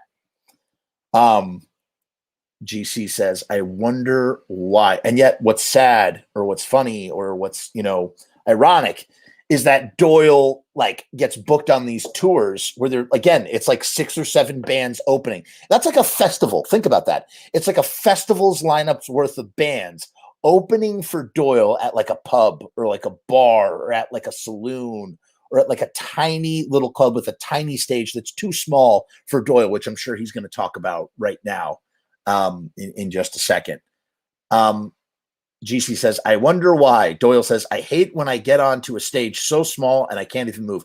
I can understand that. That makes sense. GC says, I bet you're a big guy. Doyle says, I've had my tech tape squares on the ground where I have to put my feet on the stage because they're so small. Sorry. I've had my tech tape squares on the ground where I have to put my feet on the stage because they're so small, so that I have enough room to stand and I have room for the singer. I've pulled up to shows and I've looked at the stage and I'm like, our drums don't fit up there. We're leaving. GC says, Doyle, I really want to talk to you because not only are you an icon in the punk world, but you also build your own guitars. Early on, you were using an Ibanez Iceman. What did you like about it? All right, let's see how Doyle opens up with this part of the interview, because again, this is where we talked about Doyle knows knows a thing or two about guitars. And again, one of the keys, I think one of the keys for like not just talking to Doyle, but to interview anybody, and something that I strive to do, and I don't always succeed, but I strive to do in interviews, is like you have to find like a topic or a kernel or something that the person really, really lights up about. And sometimes that's hard. Sometimes like it's like pulling teeth, and you're like trying your very best. And like, you know, again, sometimes like when I'm super uncomfortable, I'll actually if you couldn't tell, I over talk. I talk too much because I don't want there to be any dead air. And my interview subject is not very like responsive to the things that I'm saying.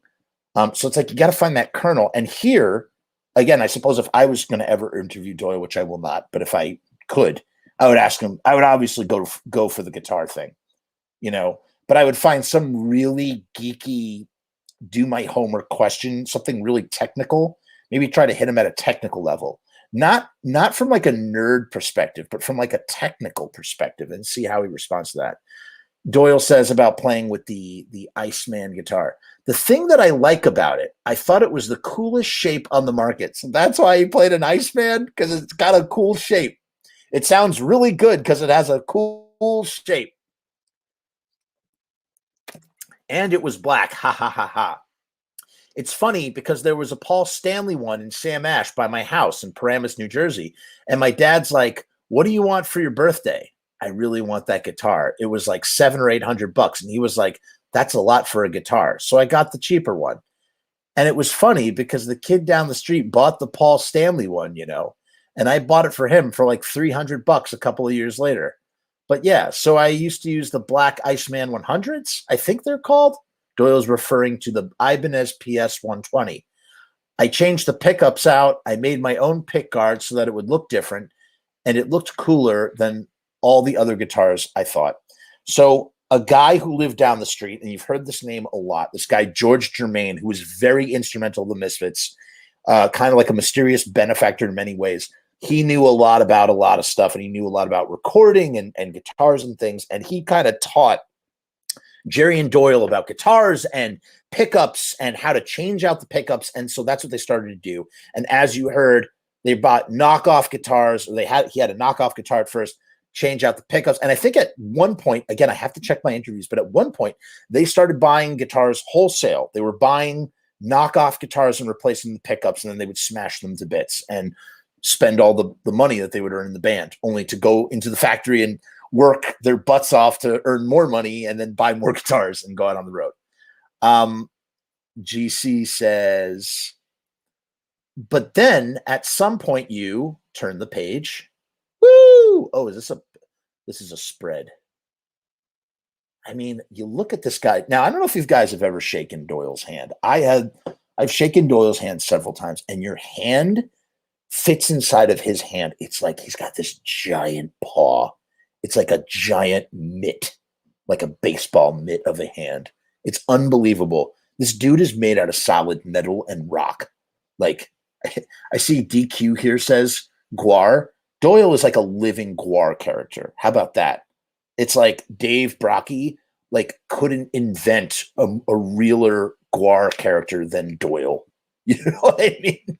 He's like an actual Guar character that's just like not as spiky or spits up like goop.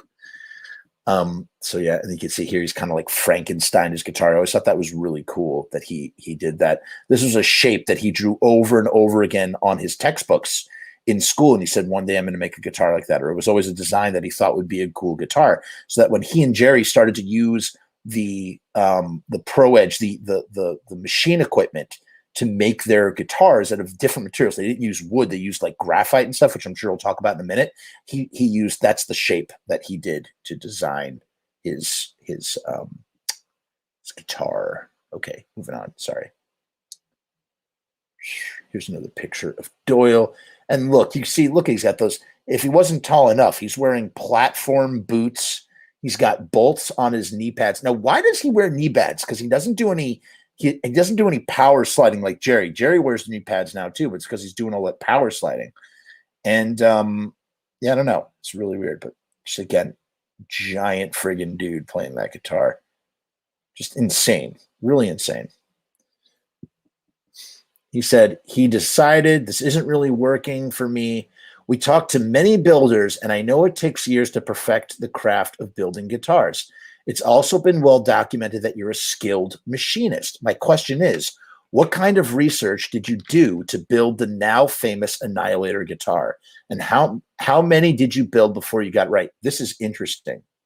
Wow. All right, this is fascinating, you guys. Doyle says, I did zero research. I just started looking at Google over the last couple of years. When I was living in Vernon, New Jersey, my friend Jeff, hey, from down the street, came in with this guitar, like a soloist shaped. Sorry. I was living in Vernon, New Jersey. My friend Jeff from down the street came in with this guitar, like a soloist shaped like a fancier Strat. He was building it and he was routing out this piece on it. So he cut it off. And I was like, what are you doing? It was him and a friend. His name was Rand Havner. You know, this guy went to music school or something like MIT or whatever the F it is. Doyle is referring to the Musicians Institute. I'm like, give me the effing thing. I put it on the machine and flattened the body perfectly. And we were like, whoa. So I started working with this guy, Rand, and we began making guitars. We bought a bunch of wood from Paul Reed Smith, and I had drawn on my high school books that your mom covers in a paper bag. He tells the story a lot. He's talking about how your mom wraps your textbooks in paper bags for school. And I used to draw them all day, and I used to draw on them all day, and I drew this guitar. So he drew this guitar shape on the textbook paper covering. And he liked it because it looked so effing cool. And then he was like, that's cool. And he was like, that's cool. So I told Rand we should build it. And he was like, yeah, let's do it. So I put my Iceman Paul Stanley that I bought from that kid. I put it on the floor and I put this drawing over the guitar and it was to scale. And I was like, oh my God, this is exact. And then we just drew it up and I started building it. The first one I made came out right. And Dean Guitars has it right now. They have it as a prototype that they're making a prototype out of, which is awesome, but they're copying it. So Dean Guitars right now is making a new type of Annihilator, and he's worked with October Guitars in the past to do this, but now he's doing it with Dean Guitars, which I think is a more reputable. Isn't October Guitars kind of like a fringe thing? Like Dean is like a mainstay. That's like a main brand of some kind, right? So GC says, yeah, I do want to get to Dean Guitars, but if we can just quickly backtrack back to your Annihilator, how many of those do you currently have and tour with? Doyle says, I have 5 and they have 1. So the one they've had since 2017. Dean has one since 2017? Doyle says, yeah, I dropped it off on tour. They thought I wanted something else. And then we just finally cleared it up a couple of months ago. GC says, and you tour with all 4 of them. Doyle says, they have the one I built. I tour with the other ones, and I have one I used for this award show for the Revolver called the Golden Gods. Right. That's when they played with Metallica when Danzig, and it was Doyle and Danzig, and they did Misfits songs. And I hit it so hard, it just exploded. I couldn't believe it. Some of the body parts just disintegrated. And what's funny about that, he knew that the guitar was on its last legs. He's talked about this in interviews. They're going to play the Revolver Rewards. They're going to do Misfit songs. It's Danzig and Doyle. They're doing Misfit songs. I mean, God, should I just pull it up, guys? I mean, we should really just pull it up real quick. If I could find it, I won't play the audio. And he knew that it was on its last legs, so he destroyed it. He had it destroyed. Let's see if we could find it. Danzig, Golden Gods. Here we go. Found it. That was easy. So here is Danzig and Doyle live at the Golden God Awards. Hold on, we want to make sure that it doesn't. We don't want that audio. There we go. Here we go. Super. Let's just get this super quick. Let's see if we can find the part where it shatters. Right. There's. Oh, someone's watching this on their TV. This is the full set. They really brought it. They brought it for that Golden Gods thing, man. Did a great job.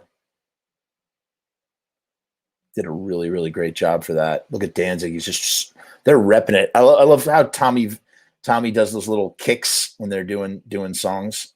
But let's get to the Doyle part because we want to stay on track here. I just want to see if we could find the part where the guitar shatters since we're talking about it. Now, someone's filming this through a TV onto YouTube, so it's not perfect. Here we go. So there's Doyle playing the guitar, right? And he's just smashing it to bits. And I think at any second, it's going to break open. That guitar is going to explode. There's our buddy Steve. There's Glenn doing his thing. It's Glenn thing. Doing some sort of Misfit song. Is this? There's one more Misfit song. Yeah, here it is. So they're doing the Misfit songs. Look, Doyle's just, he's hammering away at that guitar. Just, let's see if they get it on tape. I hope they do. He just wants it to break. Does it break? I don't see it breaking. Yeah, there it is. See it? It broke apart. Look. Here. You know what we can do? Check this out. Beauty of YouTube, right? Let's slow down the playback quality to 25 speed. Let's see if we can. That's what it is. All right, ready? I'm going to play this real quick. All right, so there's Doyle. His guitar is about to be destroyed. They're finishing up. I don't know what song they're playing. Maybe it's Die Die or Last Caress or something. Boom. He's just, he's pounding on it. He wants it to break. Boom. Boom. Uncle Glenn. There's Uncle Glenn right there. The crowd is going wild. Everybody's having a good time. Let's see it. I think it's right here. Ready? He wants it to happen so bad. He wants it to break on the TV. He knew what he was doing. He knew what he was. He makes it sound in this interview that we're reading right now. He makes it sound like it was an accident. It wasn't an accident. He knew it. He wanted it to happen. My God, it's so slow. Hurry up. We don't have all night. Look, he's just trying to like make that thing bend, man. Sorry, the quality is so bad. They really, again, I got to watch this when I get off this channel because I really want to rewatch this. Oh my God, this is taking forever. So there we go. Did I miss it? He's having a great time. Ready.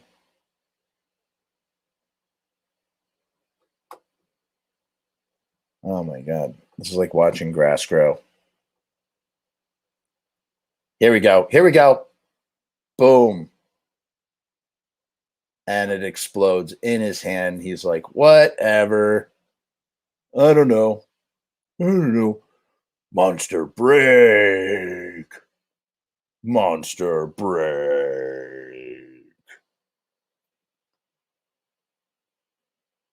And I think he actually repaired that guitar. Maybe he talks about it. Oh no. Oh, dude, did I just lose the thing? My Lord. Damn it. I lost guitar. We lost our Guitar magazine. Hold on. Getting it back right now. How annoying is that?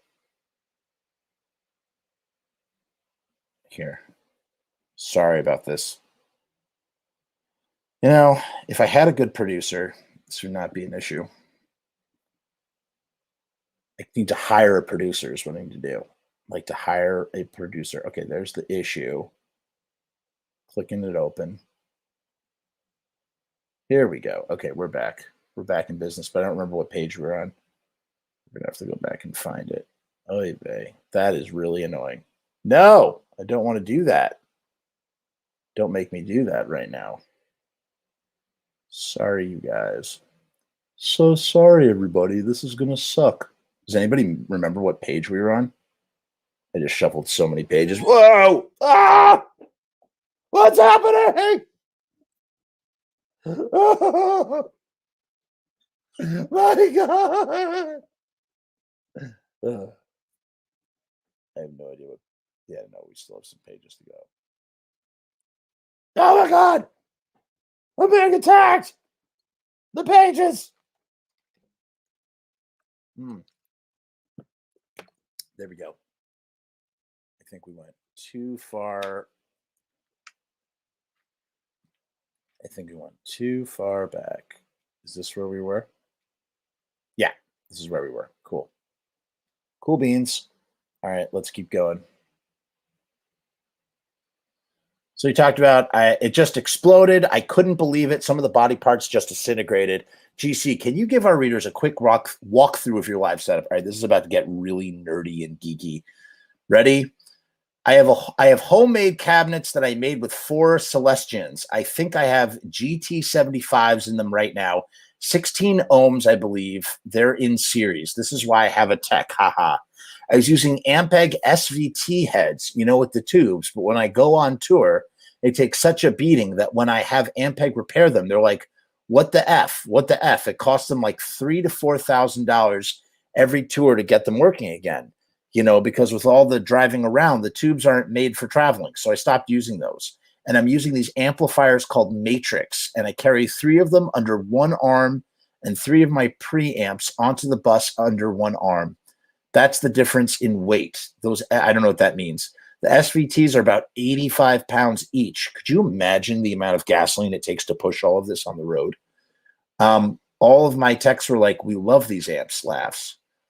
I don't know why. I guess that's not, oh, is he being sarcastic maybe? The Matrix is like a 1600 watt amp. It handles all the different ohms and has 2 volumes on it, one for each speaker. And like, say if you want to put the bottom cabinet louder than the top so it doesn't rip your head off, you can do it. So you can hear the top, but it's not that loud. It's cool. And then, here we go. Look, he has this guitar strap. Vegan Beast. I think it's a vegan guitar strap. I'm sure they're going to talk about veganism on here because Doyle never passes up an opportunity. Had those custom-made preamps. I run those through a pedal board, which goes through the effects loop, and that's pretty much it. GC, that sounds pretty easy. Doyle, yeah, until I have to set it up all by myself. Haha. GC, October Guitars was building your guitars back in 2010. Are they discontinued or do you still continue to sell them? Doyle says, well, if they continue to sell them and I find out, they're in big effing trouble. You know, Doyle could literally just say, no, we don't sell them anymore. But instead, that's how Doyle chooses to answer the question. He says so many things by just saying that one thing. Well, if they continue to sell them and I find out, they're in big effing trouble. Love that. GC laughs. Okay, so safe to assume they're discontinued. Doyle says, it's discontinued because they never made me a US model, so I didn't play them. GC, let's get to the juicy stuff with Dean Guitars. Oh, boy, Dean Guitars. Yum, yum, yum. They are now building an Annihilator guitar. How did you collaborate? How did your collaboration with Dean come about? And why is Dean the right company to build the Annihilator? Doyle says, well, if they can build a guitar for Dimebag, Dave Mustaine, and Michael Amott and Kerry King, I think they can make me one. That's about it. Hardy har har. GC. Now, this is a 1-to-1 model of what you play, or is it modified in any way? Doyle says, we're working on it still. As soon as I go through the prototype, I like this, I don't like that, you know. I want to spend like a week or 2 with them, sit there and go over every little inch of it with all of my guitars. But the guy was like, I'm just going to copy this one. Let's just make this one and we'll go from there. GC says, I like this. I don't like that. You know, I wanted to spend a week or 2 with them, sit down and go over every little inch with my guitars. Gotcha. GC says, are they still using the same materials you use with the graphite center? Doyle says, no. And he says it with an exclamation point. That made Doyle angry. Rah! No. We're going to try and make them 100% out of mahogany. I don't know if I'm going to do a maple neck on the production model and an ebony fretboard. I don't know what I'm going to do. I have to see the sample. GC says, I'm a huge fan of ebony. A lot of guitar players like rosewood fretboards. They say that it's warmer. What does that mean? Guitar players, what does that mean? It's warmer. I don't understand. How is a fretboard warm or cold? I don't know what I'm going to do. I have to see the sample. GC says, oh, no, right. We already saw it. Doyle says, I like ebony. I'm not too fond of rosewood. It's too dry and grainy. I like maple, but I hate the color. I also don't like the sound of maple. I had a guitar 100% made out of maple, and it sounds so shooty. GC, do we have a release date for the Annihilator Dean release? Doyle says, probably this year. I would say I'd have to go over to the prototype here. GC, have you talked about a price point with them? Are they going to be releasing an all the bells and whistles type and then a more affordable version? What's happening with that? Doyle says, I don't know. I don't know what they want to do. I would like to do 3 of them. I would like to do like an under 500 or a 500 tops. You know, a lot of people buy them and put them on the wall. They don't even effing play them. They want it signed. And then a player's model, like you said, for like $800. The big boy one, $2,500 to $3,500 as well. But as I said, now, again, hey, guitar players, tell me what's the difference between a guitar that's $500 and $800 and $2,500? This kind of blows my mind, like the difference. I guess you could turn your back to me and say the same thing about cameras, and I could just apply that sort of mentality to it, or like sound like a microphone. But like it just, I don't know, it just kind of blows my mind. I guess it comes down to quality of parts. GC says, yeah, that makes sense. Let's talk a little bit about Monster Man Records. Are there any new developments going on with that? Doyle says, the only development I have is about 2 albums worth of material right here that I'm working on. Yeah, I mean, that's the other thing that we didn't mention. When he started doing Doyle, he also started his own record label, which is now a subsidiary of the dude from Megadeth, the mainstay of the dude from Megadeth, who has a record label that's like has Monster Man under his umbrella. And that was another thing. Just, you know, I said it the other day, you know, we were doing the Jerry episode. It was incredibly prudent that Jerry started Misfits Records. It was a brilliant idea. It was a great idea. It was a great idea for Doyle to start Monster Man Records. You know what I mean? It made a lot of sense. And I'm sure we're going to talk about that a little bit more when we get to the Spotify question, which is something that Doyle feels very passionately about. And he's going to talk about that, I'm sure. So he's saying that he has 2 albums worth of material. So we got Doyle 3 and Doyle 4 on the burner right now. GC says, what's the reason you wanted to start your own record company, and who are some of the acts that are on your label? Doyle says, I have no idea what acts are on my label. Haha. I'm telling you, I don't know. I don't follow it. I wanted a label because I'm only going to sell X amount of records. I might as well keep all the money. You know, I'm the producer. I say when it goes. I say what the artwork is. I say what songs go on it. And I have no deadline. I don't want to work with, oh, you're going to make an album in 3 months. How's it going to be good? If you give me that effing time limit, I'm not going to be good. I got some things that I'm working on that I've been working on for effing 12 years. Everything he just said, except I think it's kind of whack. You don't know what acts are on your label. Like, he makes no bones about just like being brutally honest about how little like he pays attention to certain things, that even on like a press label like Doyle, you won't even just at least like pretend to admit. And, you could go, well, that's just Doyle. He's just a genuine guy. That's just Doyle being a genuine guy, saying genuine things. But, there's a way to say things. There's a way to butter the bread. You know what I mean? You could still butter the bread even if it's a little stale. But everything else he said there about the record label makes perfect sense. It makes perfect sense from a lot of perspectives. As a filmmaker, it doesn't make any sense for me to try and go at such a small level. I'm just so small, so tiny, like a little grain of sand. You know what I mean? Just like very, very small, to go and ask people for money and try and make their money back when I don't even know if what I'm going to make is going to be something that's commercially viable in the first place. You know what I mean? It's like, if you're going to create, if you want to be true to your art, it's better to be in business for yourself, because then you can be more true to your art, especially when you're so small. You know what I mean? So a lot of that makes sense and it plays into the mentality of what they learned from Uncle Glenn, you know, Uncle freaking Glenn. Oh my God. I just got a reminder. Tomorrow night, we're talking about Rent, the musical. Ooh, that'll be fun. GC says, I hear you on that. That's why I started Guitar Connoisseur. I thought, I'm just going to do what I want. I'm going to talk to the people I want to talk to. I want to give people the kind of stuff I want to read, make other magazines. Many other magazines weren't giving me the type of content I wanted to read. So I hear you. It's incredibly liberating. Doyle says, yeah, I can't have someone telling me, oh, we're going to put a record out in March. No. GC says, right. You haven't written anything, nor do you have anything prepared, but you want to pull 12 songs out of a hat. Doyle says, yeah, that's not going to happen. It's not going to be any good. It's ready to go when it's ready to go. That's when it's good. And while I do agree with Doyle, here's the flip side. Okay, flip side of this conversation. Ready? I'm going to paint you a picture. We're going into Beatles world for a minute.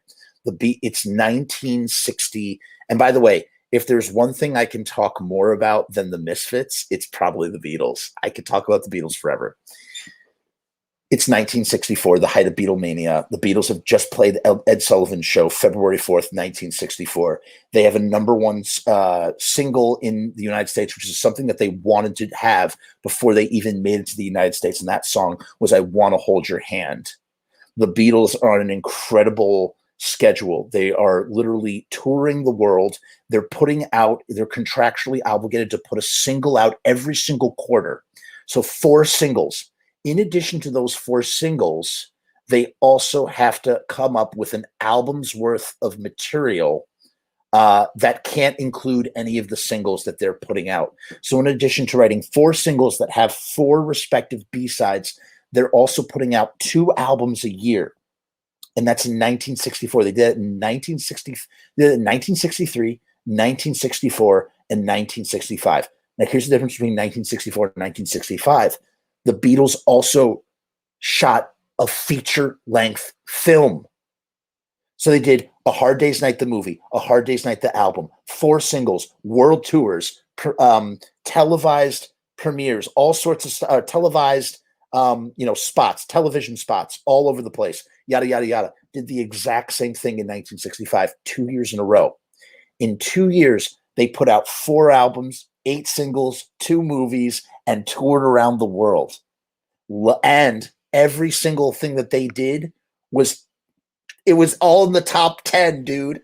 Like, they held the top 5 spots in the top 10 spots. The Beatles are the GOAT, man. Now, here's why I bring up the Beatles specifically, because what Doyle is saying is not invalid. I totally can understand that. I can understand that from one creative to another creative, even if Doyle has created a lot more stuff than I've created. From one creative to another creative, I understand that. However, there is also something to be said for having limitation brings about creativity. That's one thing. When you're confined to a box, it causes your brain to work in a way that it might not have worked before. And you end up coming up with something way more creative than you ever would have than if you had the carte blanche all the time in the world, all the resources in the world. Because when you have everything, then something can be anything. But when it has to fit into a box, then it has to be a thing in a box. And that leads to a lot of interesting directions that one would never take if they didn't have the boundaries put in place. An extension of that is time. A fire under your ass is going to cause you to write really crappy, bland material, but it also might cause you to explode with creativity. Prime example, with the right kind of band chemistry, like the Beatles had, you have John and Paul, one of the greatest songwriting teams ever in the history of the world. They're literally on tour and they're writing their best work. Their best work is being written while they're touring around the country, touring around the world, wherever they were at. It's like they're in a hotel room and they're writing A Hard Day's Night. You know what I'm saying? They're in a hotel room. They write Ask Me Why, If I Fell. You got 3 weeks to write the album. You know what I mean? They wrote all those good songs. And as Steve Zing always says, it's always about the songs, right? You got to have good songs. And the Beatles, they had good songs, And so while I agree with Doyle, at the same time, I'm also kind of going, well, that really depends, dude. That depends on, that depends. It's not, I don't think that's necessarily the case. All right, so here's the big question now. GC says, so this is something that we chatted about in our previous conversations, and I think our readers need to hear your thoughts. How do you feel about the current state of music publishing today? Oh, God. Here, even Doyle says, oh, boy. Ready? Here it comes. He goes, oh, boy. Streaming is criminal. It should be effing illegal. It's effed up that anybody agreed to do it. If I was rich and famous enough, you know what I would do? I would do just like Lars did. I would get everybody together, every label, every band, every effing artist to put their ish in the to pull their ish on the same day at the same time and tell those mother effers to go F themselves. We get like 0.00003 cents a effing play. F you, man. Do you want a glorified radio station? Pay us a radio station fee. Pay us radio station fee prices per play. Or here's a great idea. Say you have a membership, which is $30 a month for effing streaming, right? You want the Misfits catalog? Costs you $0.25. You want the Black Sabbath catalog? Costs you $0.25 per month. You want the Beatles? It's $0.25. And then that $0.25 goes to the effing bands. That effing membership, the effing membership fees can go to, the effing membership fees can go to effing Spotify. This way, when you get 7 million plays, you make 7 million quarters, not effing $700. Now, oh my God, there's so much to say about this. What? Guys, Doyle's here. Doyle. Yes. Doyle, how are you, man? What's up? Doyle, can I ask you a couple of questions? Let me know if I can ask you questions. I'm going to keep reading your interview until you respond. I'm so glad you're here, Doyle. This is awesome. You guys, I'm finally going to get my chance to talk to Doyle in some way, shape, or form. Doyle, it's so good to have you here, truly. Yes, I wasn't lying. Doyle is actually here. Anyway, Doyle, what? Doyle, why are you leaving? Doyle, what do you mean good night to all, Doyle? Dude, don't do this to me. Doyle, how much of this interview is left? Because oh my God, it's a long friggin' interview. It's not that I'm complaining, but it is a really long interview. It's just like a Santa Christmas miracle. All those people that left, we had like 85 people here before, and I'm sure they probably might have thought the same thing. And now we actually have the real Doyle, everybody. Doyle actually shows up to the chat. Not an imposter. Quite obviously the real Doyle. That's so great. The thing about Spotify, actually, I got to tell you, outside of that, the statement that Doyle made, that I used to, wow, Robbie's right. Doyle, why aren't you typing in all caps? If this is really Doyle, Doyle would be typing in all caps. I find this to be very, very suspect. This might be an imposter. I think we have imposter Doyle. Last week we had AM, and now we have imposter Doyle. My Lord. Nice. Doyle shows up. Hope you're well. Yeah, Doyle showed up. Right. That's right. That's exactly what happened. But I don't think Doyle's wrong with some of the stuff he's saying. Here's the ultimate thing that stinks about Spotify. And I love Spotify, by the way.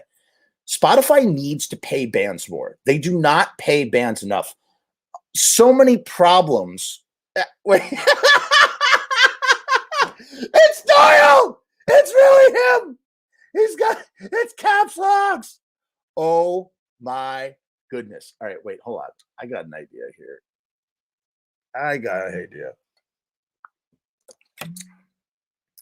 Sahara says, I literally just said to Joe, you can tell it's not him because he's not all caps locks. Yeah, but look, he just said, I break my phone. Sorry. This is quite clearly Doyle. This is clearly Doyle. Look. Doyle, I'm so glad you're here. I can't believe that you're actually here. I'm like stoked. I am so stoked right now. Like you made my dream come true, truly. Guys, Doyle's in the chat. Ask your questions to him. What do you want to know? What do you want to know, guys? Doyle's here. He's waiting on your questions. We'll wait. We'll keep reading Doyle's interview while he's in any case. Bands need to make more.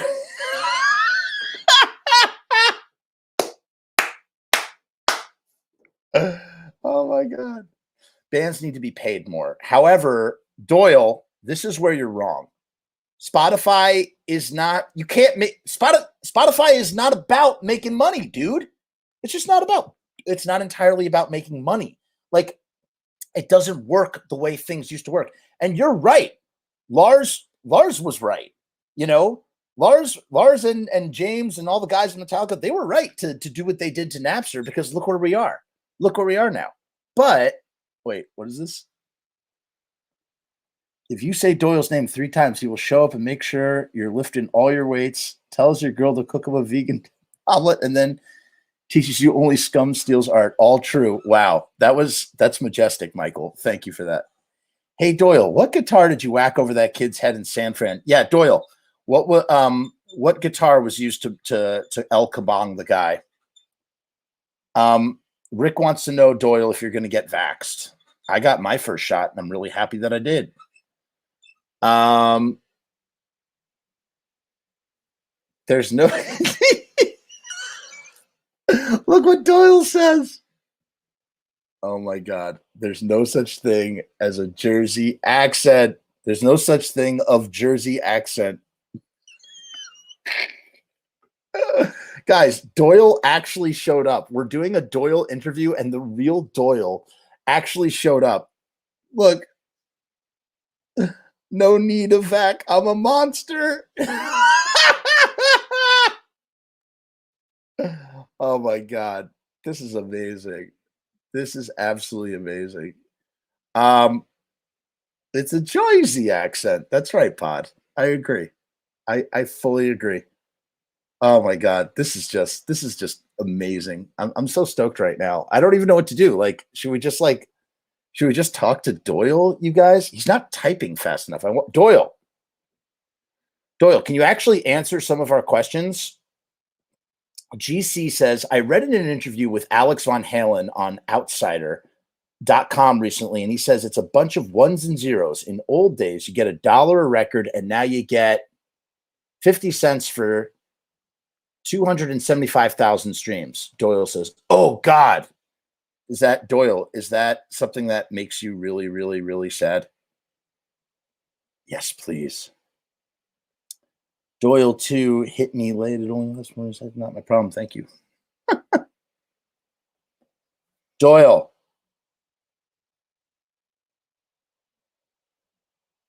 Doyle, can you spell Mississippi? That's what I want to know.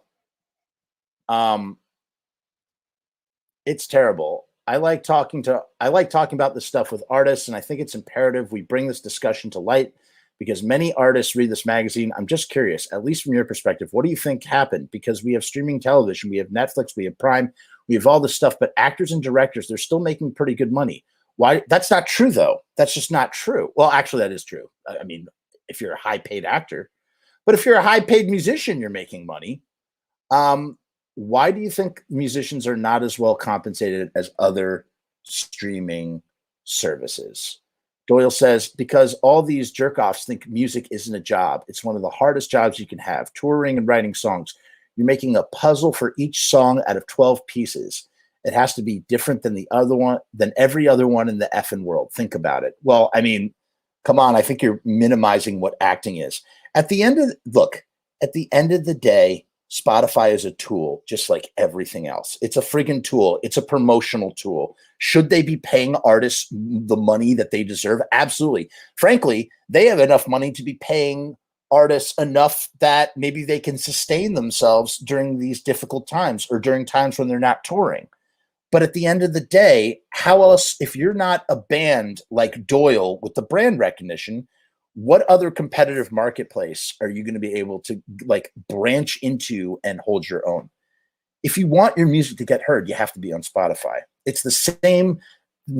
Independent filmmakers deal with the same shit with Amazon Prime. It's the same exact deal. Doyle, what's your favorite food to put your hot sauce on? Out of curiosity, that's what I want to know. Please tell us. Blah blah blah blah. I think even with touring, people say, oh, I don't want to pay this much money to go to the show because it's too expensive. I don't think they realize how expensive it is. You got all this gear. You got to travel. You got travel and lodging. You got staff that has to make sure you're safe, make sure everything works. You aren't just going to see 4 band members. There's a team behind them. There's a lot. That's a lot of money. Doyle says, the last tour I did in Europe cost me personally $30,000 to do. All of my guys got paid. I paid $30,000. Unfreaking believable. GC, if you just think about the kids today trying to make it in the music industry, getting there is extremely hard. Let's say you're going to do a show at your local pub or whatever it is. You got to rehearse for it. So you need studio time. You got to buy strings. You got to buy chords. You got to buy pedals, amps, guitars, and all this stuff. And then at the end of the night, you got 4 people splitting $100 for playing 2 hours, right? He goes, yeah, dude, you got to look at it this way too. You know what you know how much a bus costs per month? $40,000. The bus company makes more money than the band. So this is a labor of love, says GC. Doyle says, oh, I haven't made money in a long time, unless you're doing Misfit shows. Sounds like you're pretty much just maintaining. Doyle says, that's why I'm making protein and hot sauce, you know? All right, an honest question, Doyle. Doyle, honest question. Please, I want to know something. Do you make more money from your hot sauce and your protein than you do on tour with Doyle? I don't believe that's true. I think that's BS. Total BS. Hopefully, he says, I'm also working on strings and pickups and an amplifier company. Hopefully this year I'm going to start it, because the only thing musicians can't sell anymore is music. That's true. You got to sell everything but the music. The music has technically been free since the dawn of Napster, 21 years. And you know what? Your brother Jerry Doyle, learned that a long time ago. GC says, can you tell me how you use your social platform for self-promotion? And is it an additional revenue stream for you?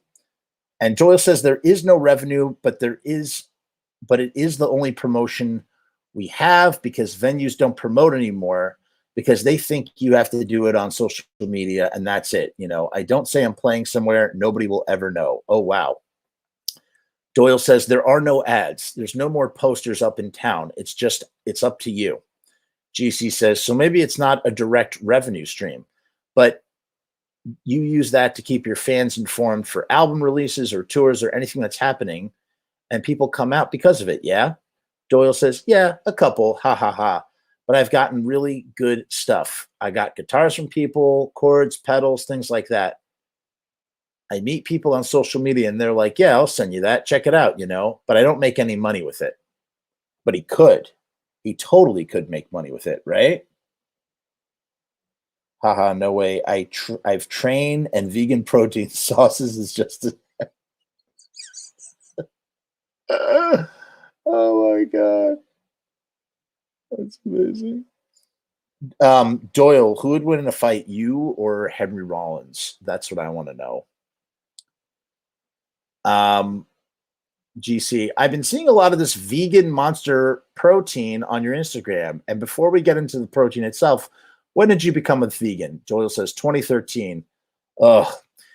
GC says, how did you initially get into veganism? Doyle says, the food was just so effing good, I couldn't take it. That's what it was, the food. My friend Toby from H2O told me about it back in 99. We were on tour in Europe. He was like, I got to get me some fake bologna. I'm like, what the F is fake bologna? He said, I'm vegan. What the F are you talking about? I don't know what the hell you're talking about. We don't eat meat. He said, blah, blah, blah, blah, blah, blah, blah. So I said, wait, you don't eat meat, but you want fake bologna? And I didn't get it. I could tell now in hindsight how he didn't want to explain it one more time. So then I started dating my girlfriend in 2013, and she had flown out to New York. She had flown out to New York to see me, and we were running around the city, and I had to get her back to the airport, and we were starving, looking for something to eat. He tells the story all the time.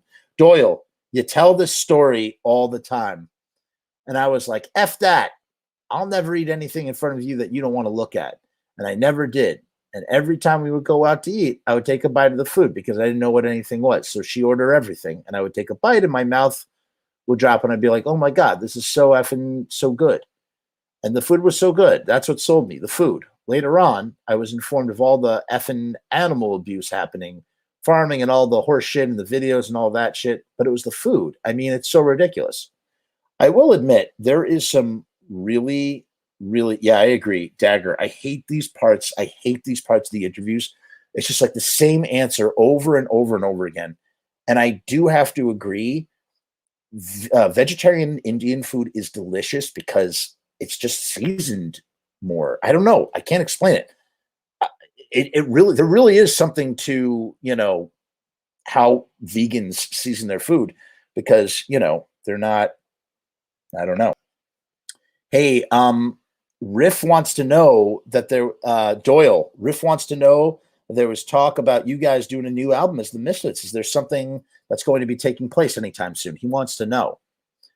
What is, GC says, so it's partly how good the food is, but then it is also that you don't hurt animals or animals aren't being harmed. At least you're not contributing to that market where they're killing animals. Doyle says, yeah, once you realize you're paying someone to kill that thing, it's like, whoa, wait a minute, you're right. They're killing it anyway. But no, you're paying somebody to do that.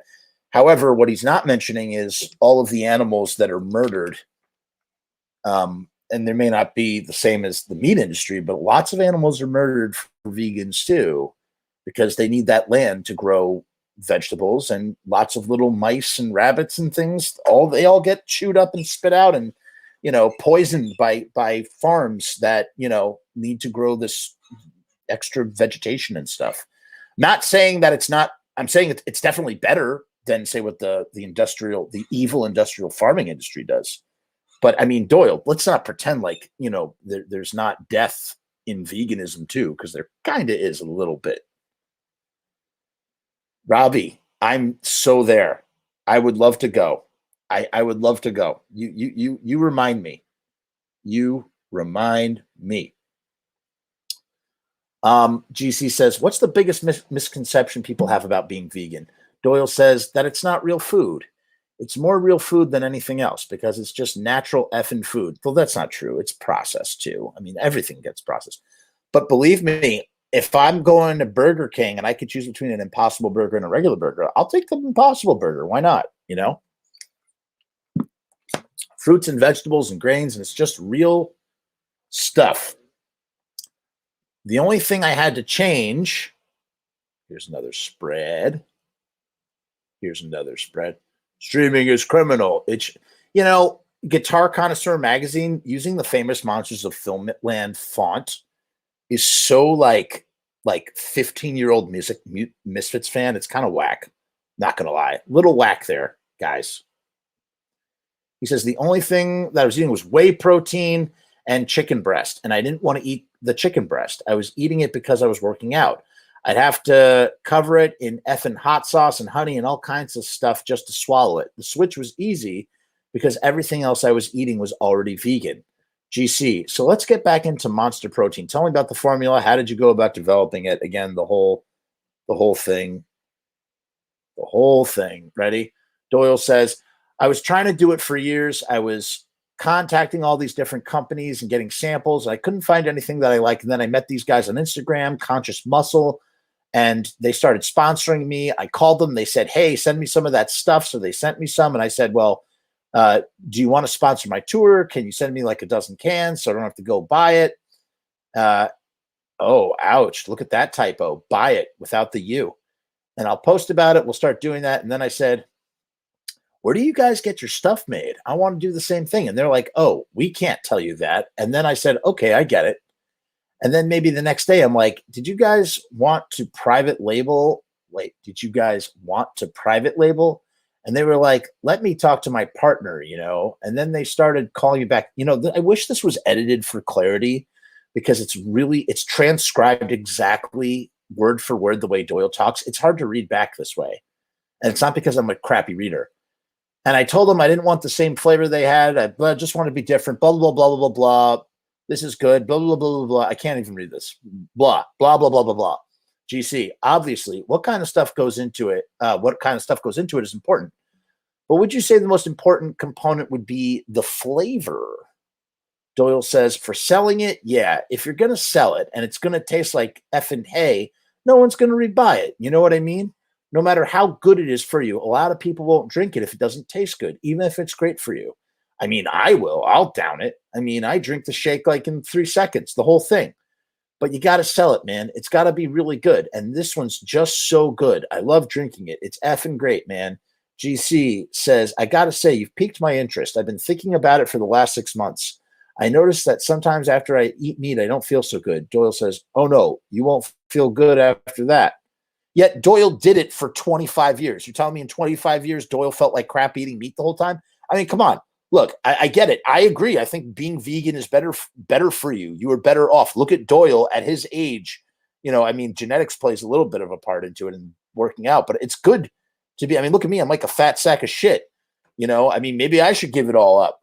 Who knows what would happen? Point is, like, don't play into the narrative that every, you know, and it's not even like I'm super sold on eating meat or anything. I'm just saying, like, dude, you ate meat for years and years and years. You've only been a vegan for the last 10 years of your life.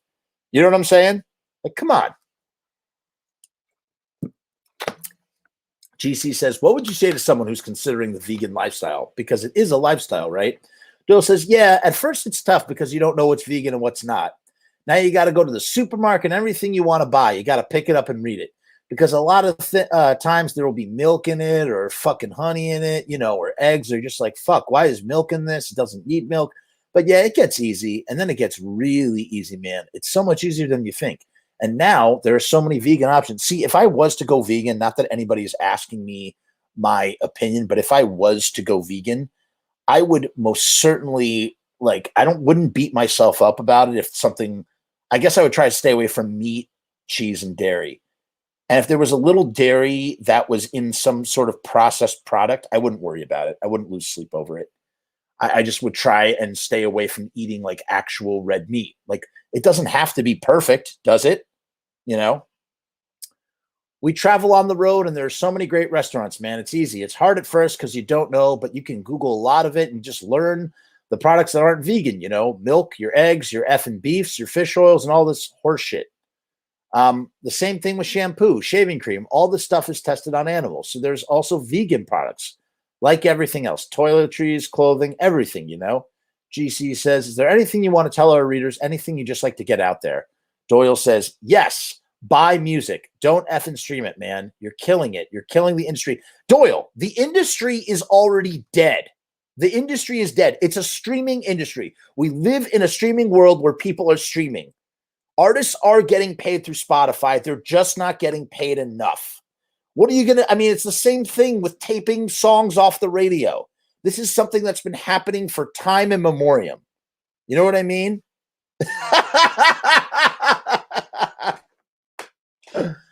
Doyle, why don't you answer any of my questions? I mean, come on, man. Like, just stop it with this. Stop it with it, man. Like, Spotify is here to stay. And you want to know something?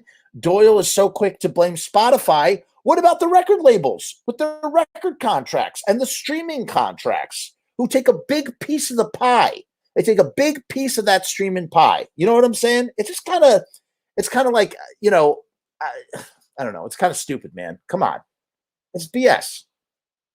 He says, you're going to have these corporate effing record labels making these bands up. You hear these songs on people's Instagram posts and you're like, who the F wrote this garbage? What the F? How is it even a song? Why would anybody listen to this? This is what you're going to have. We're the artists, man. This is why you listen to it. That's why you're a fan, because you like what we do. And if you take that away, which is being taken away by effing streaming, nothing is being taken away by streaming. Everything was taken away almost 20 years ago. The record labels were killed by Napster and have been slowly dying ever since. Now they want a little bit of everything. They want a little bit of the touring. If anything, what artists should be doing is they should be unionizing with Spotify.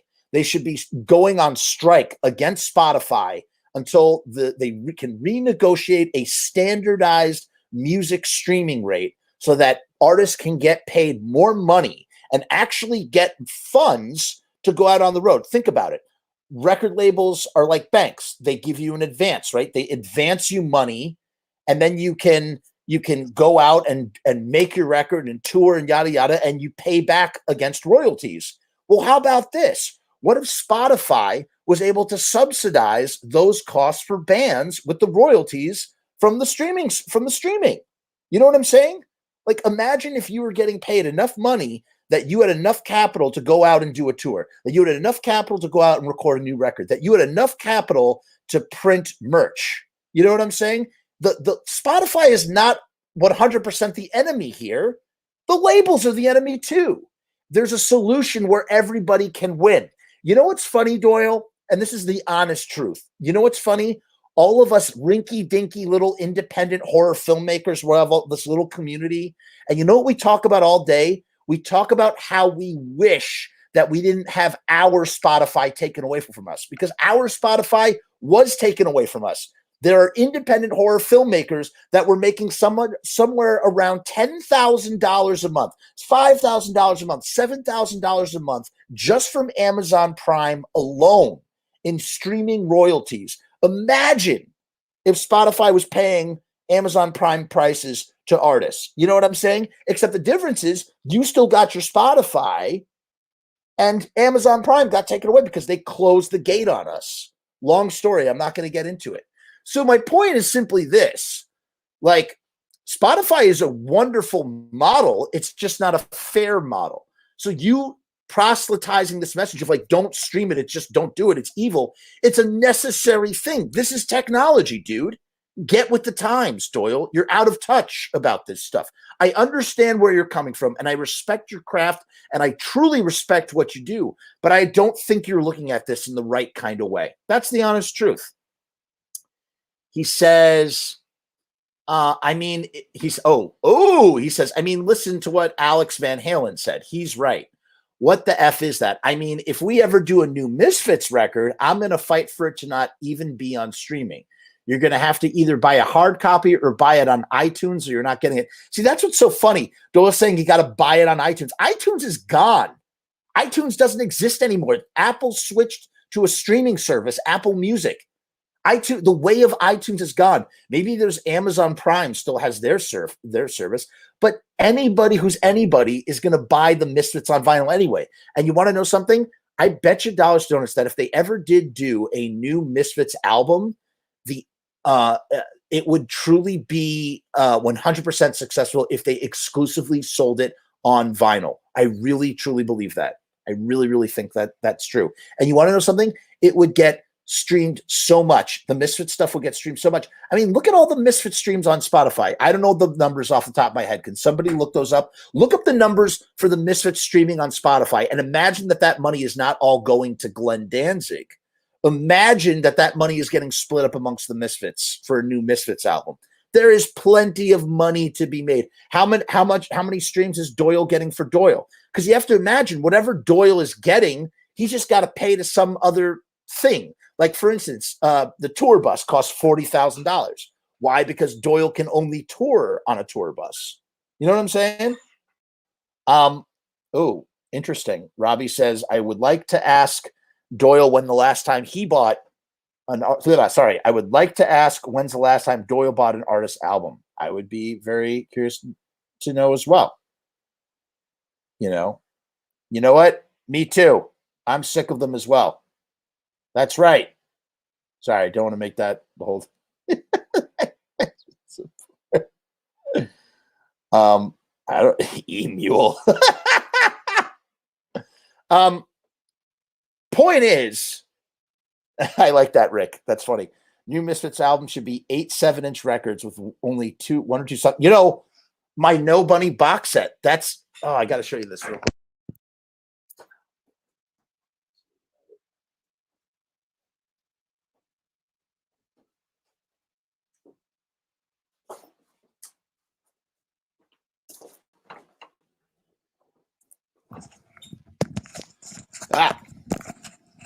Super bittersweet to show you this because this band is no more. But this is my No Bunny box set. This was one of my most favorite albums of all time, Love Visions by No Bunny. He is a really bad person and has disbanded because he did some really messed up stuff, and like, screw him. But he put out his album, his self-titled, or his Love Visions album, on 7-inch vinyl. So it's like 7 inches with 2 songs a piece, 14 tracks. Really cool. And I would love to see the Misfits do that. I think they would sell a lot. It would be really, really, really great. Yeah, I have to say, GC says, yeah, I have to say, I remember when I was a kid back in the 80s, I grew up looking at records. When me and my brothers were kids, we had Motley Crue and Ozzy. You remember that. The albums that opened up, you know, like the gatefold. He goes, Doyle says, yup, all my albums opened up because of that. I do 2 albums in it, even though it's 1 album. I do it at 45 RPMs. Wow, there's a lot of typos in these things. So it sounds better. So I didn't realize that. So 45 RPMs sound better than 33 RPMs. I did not know about that.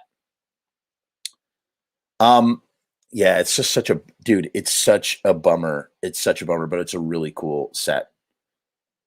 Last DVD I picked up was a box set of John Wayne movies. Okay, hold on 1 second.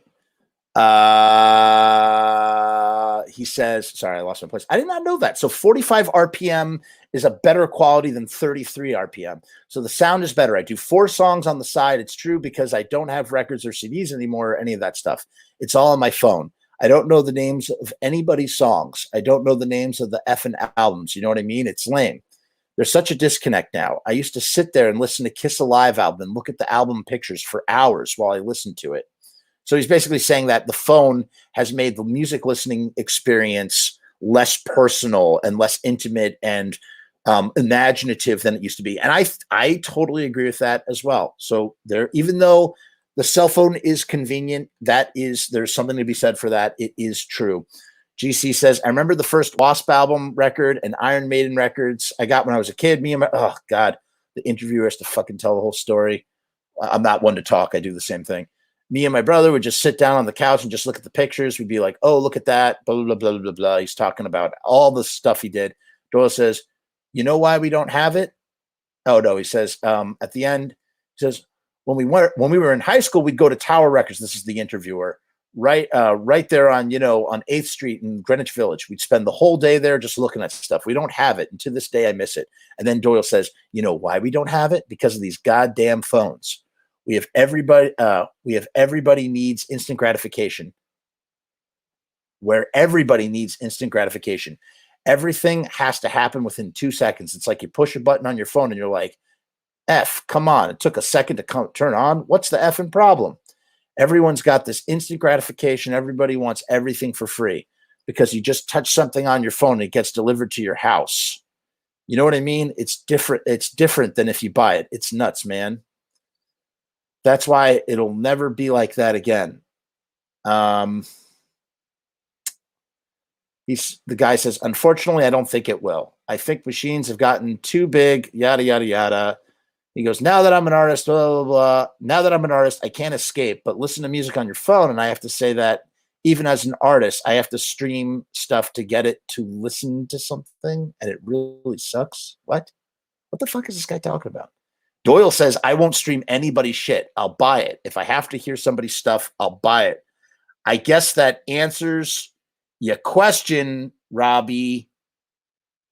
Bloodshed. Doyle says, 2 weeks ago, I've got the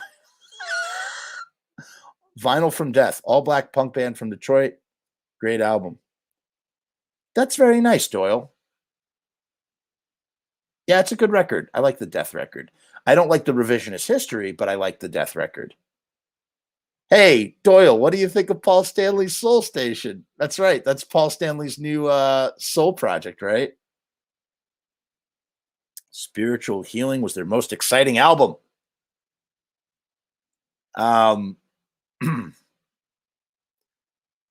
Anyway, we lost our place. Oh, so he won't stream anybody's stuff. He'll only buy it. Good for you, Doyle. GC, I think we need something to happen. I mean, like the fact that people are putting out vinyl again, and hopefully record stores do come back. I'm just, oh God, I can't read any more of this interview. I miss seeing shows. Yeah. This interviewer is just, Doyle says, well, I have to apologize to the world because since the Misfits got back together, the world kind of ended. We did 10 shows and the world stopped. Ha, ha, ha. Wow. So it takes Doyle brings up the Misfits. The interviewer does not bring up the Misfits. GC, so when things do get back to normal, are the Misfits going to pick up where they left off? Doyle says, I sure hope so. I hope we do an effing record. That's what I'm hoping for. I hope I'm involved in writing the music or some of it. I would love to just give everything I have here to Glenn. You know, either way, I'm using all this shit I got. It's really good. GC says, Doyle, I want to thank you very much for taking the time to talk to me, man. I'm glad we finally got to get together and talk, even if it's like this. It would have been great to come out to a show and meet you and talk to you in person, but Doyle says, maybe there'll be a show someday. Who knows? Wow, so there's nothing about the Misfits, you guys. All right, that's the end of the interview. I got tired of reading it. It's really the end. That's what he says about the Misfits. He wants to give Glenn his recordings and be a part of the writing of the music for a Misfits record. Will that happen? Who knows? Who knows if it could or will. Okay, hey, Doyle, are you hooked up? Do you want to come on the show real quick, buddy? Doyle, I'm inviting you onto the show right now. If you say yes, I'll drop a link in the chat and you can come on the show and talk to me and we can actually have a conversation, please. Doyle, have you ever hung out in the little cemetery behind Felician where they bury the nuns? You know what happened in that cemetery, Dagger, in 1982? The river flooded and the coffins floated. Doyle, are you going to come on the show or what? Ooh, child. Ha, ha, ha, ha. Guys, oh my God, there's just thousands of comments. I can't get to these comments. We're just going to have to do like comment episodes at this point because there's so many comments at this point that I can't even read all the comments. It's just literally physically impossible. I just don't think it's possible. What else is there? Doyle, are you there? Doyle wants to record new Misfits. He most certainly does. I think he always has, man. I think Doyle always has. Now, will he be allowed to write music and play guitar? That's another story. Hi, I'm Doyle. Vegan. Blah, blah, blah, blah, blah. Yakety yak. Blackety. I can almost imagine that being said out loud. Mr. Doyle, I hope it's punky as fuck, but heavy at the same time. We're going to do an episode solely devoted about discussing what a new Misfits album would look and sound like at some point in the future. I was also debating with someone about doing sort of a debate style thing. Doyle, will you please come on the show and not just be in the comments? Can we talk? Will you come on my show, please? Doyle? Doyle! Come on, Doyle. Thanks to all for being in here tonight. You know what's funny about Doyle? And this is 100% true. If you look at if you look at pictures of Doyle's guitar neck, Doyle, I don't know if he still does, but in the early Misfit days, Doyle used to put tape, bars of tape on the back, and it was color coded. And that's how he knew where to put his hands on the fret to determine what was an A or a D or a C, that sort of thing, or an E. So he would be playing and he'd look, and right here would be, so he'd be playing and he would know where to put his hand, and he'd memorize it, you know, green, green, green, green, green, red, red, red, red. Well, I don't know if it was like that, but you know, green, red, yellow, green, red, that sort of thing. Yo, Doyle, it's Eric's stepson's birthday. And Eric got your hot sauce and they got to try it. They tried it for his birthday and he just wants to say respect. So Doyle, can you wish Eric's son a happy birthday, please? I think that would be a great thing you could do on this episode. Just wish him a happy birthday. Let's see if Doyle does that. Doyle blocked me on Instagram for calling him Pussy Whip. What? Unbelievable. Like the Bad Brains. I'm in the Bad Brains documentary for literally 3 seconds. You can see me in the Bad Brains documentary getting on a boat to go see the Bad Brains. It's pretty cool. Red, gold, and green. You know, Jay Shane, since you're a Bad Brains fan, did you see there's a video of them covering She's a Rainbow by the Rolling Stones, and they changed the thing and it goes into like, have you seen them dressed in green, down, green? They think they do something with green, red, and gold. Something like that. Something like that. I got to tell you, I was a little let down when I saw the Bad Brains on a boat because HR just stood there like this the whole time going. He like did not do any backflips.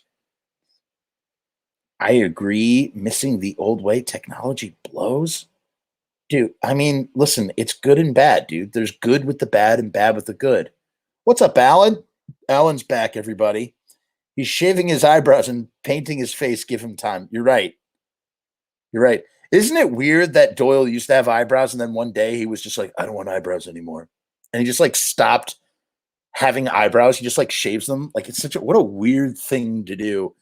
It has to do with the makeup, I think, you know.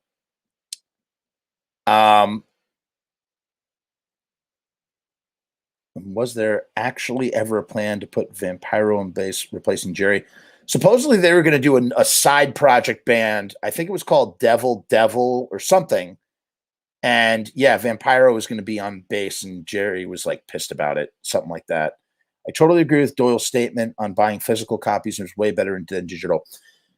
Me too. I would much rather own the physical of anything over digital. I'd like to have a digital copy on my phone for convenience. However, we live in a streaming age. It's a streaming age, dude. It's not a static age anymore. It's a streaming age. And it's just, this is the way that things have gone. And this is how you get noticed, you know? Doyle says he's getting bald on his brows. But Doyle, will you just come into Doyle? Just come into come onto the show, Doyle, please. I'm not going to do it. When Doyle says put out the link, I'll do it. And if he doesn't, he's got till 10:30. Doyle, I'm giving you till 10:30 to come on the show. 10:30, Doyle, if you can do it. Dude, hey, by demons, there is absolutely no need for that language. Don't do it again. We don't need that shit, man. Physical always gets you art and all those very important extras. Yes. I mean, this is why I still buy Blu-rays, man. Like, you know, I need to own the tangible thing. Does it even exist if it's not an intangible form? And that's the problem. That's how people steal music and movies so easily, because they're like, it doesn't really exist. So I'm not really stealing anything because it doesn't really exist. Digital is cool, but I love albums and need to own the vinyl. Dude, in my perfect world, I listen to the record. This is what I do. I listen to the record on Spotify. or I listen to the album on Spotify. Spotify alerts me that the band is coming into town. What do you think about this, Doyle?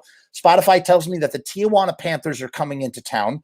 I buy a ticket to the Tijuana Panthers show. I go to the merch table and I buy the vinyl of the record that I love listening so much on Spotify. I shake the hand of the artist who made the record. I buy a t-shirt and then I watch them play the show and pride myself on my entire closet being full of band shirts. Imagine if everybody was as cool as me and did something like that. You know what I mean? Imagine if we had that kind of, if all bands had that kind of commerce from the people that were consuming their content, then Spotify would be a dream. You know what I mean? It'd be a dream. Agreed. Spotify does not pay the artists enough. I said that like 100 times, Eric. I don't know if you heard it, but I said it 150,000 times. You know what I'm saying?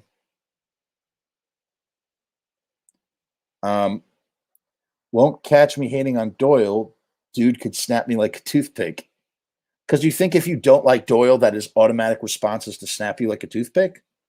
My eyebrows are leaving as well.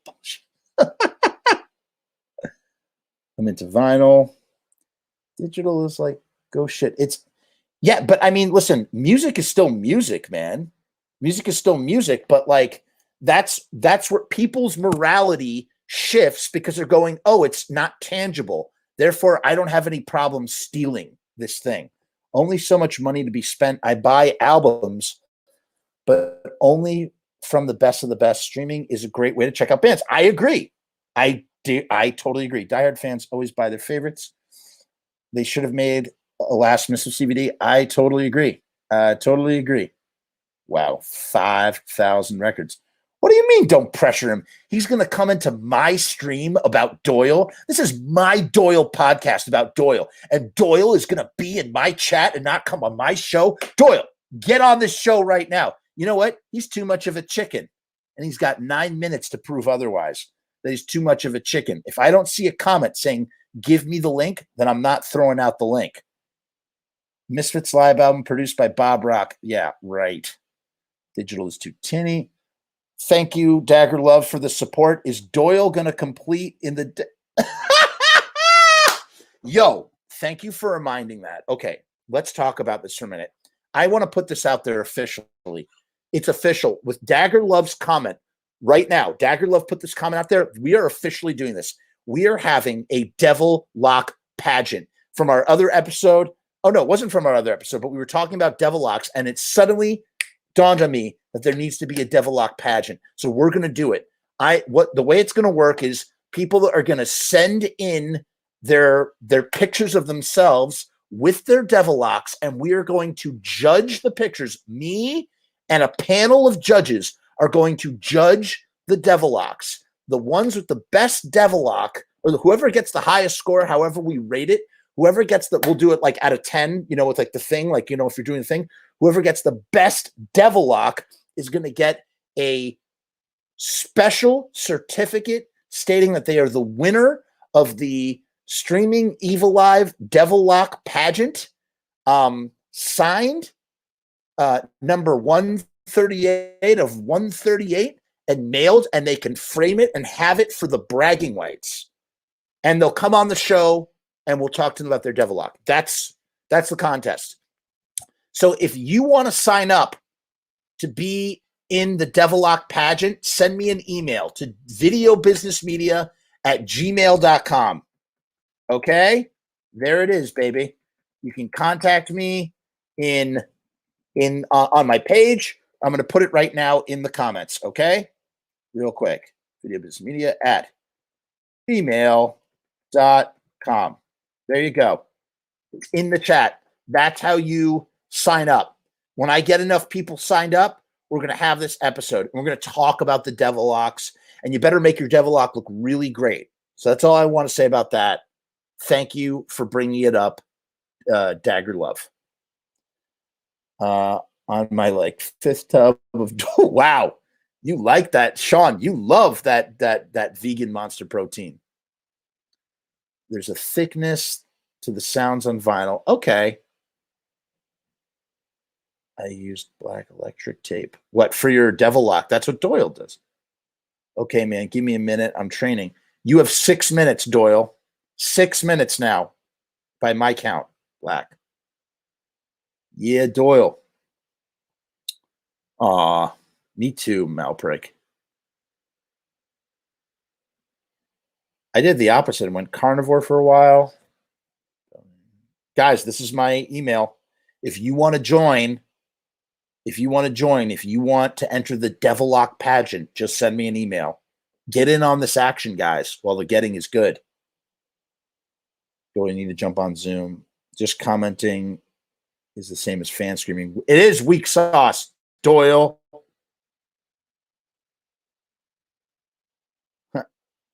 I think I'll really take my YouTube chat. What is it? 35%. Wow. That.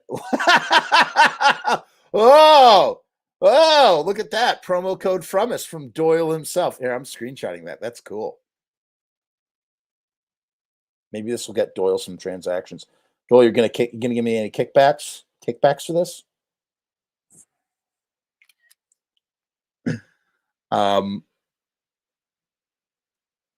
Yo, that code might be for real. Go ahead and try it. That Doyle said it, not me. I don't know if it's real. My devil lock is a black sock. Dude, Doom, I'm not even joking. That is hilarious. You shouldn't have said anything. You should have entered the contest and then done that, like had a black sock on your head. Oh no, we froze. Oh, there we go. Doom, that would have been absolutely hilarious. And I just want you to know you might have won the contest and you just totally messed it up because you told us what you were going to do. You know, do more Sam Hain albums instead. Every time someone says carnivore. Yeah, Eric, same thing. I thought the same thing. Yeah, okay, so here's the deal. With the Devil Lock contest, everybody, you can totally, Alan, you can totally glue one on.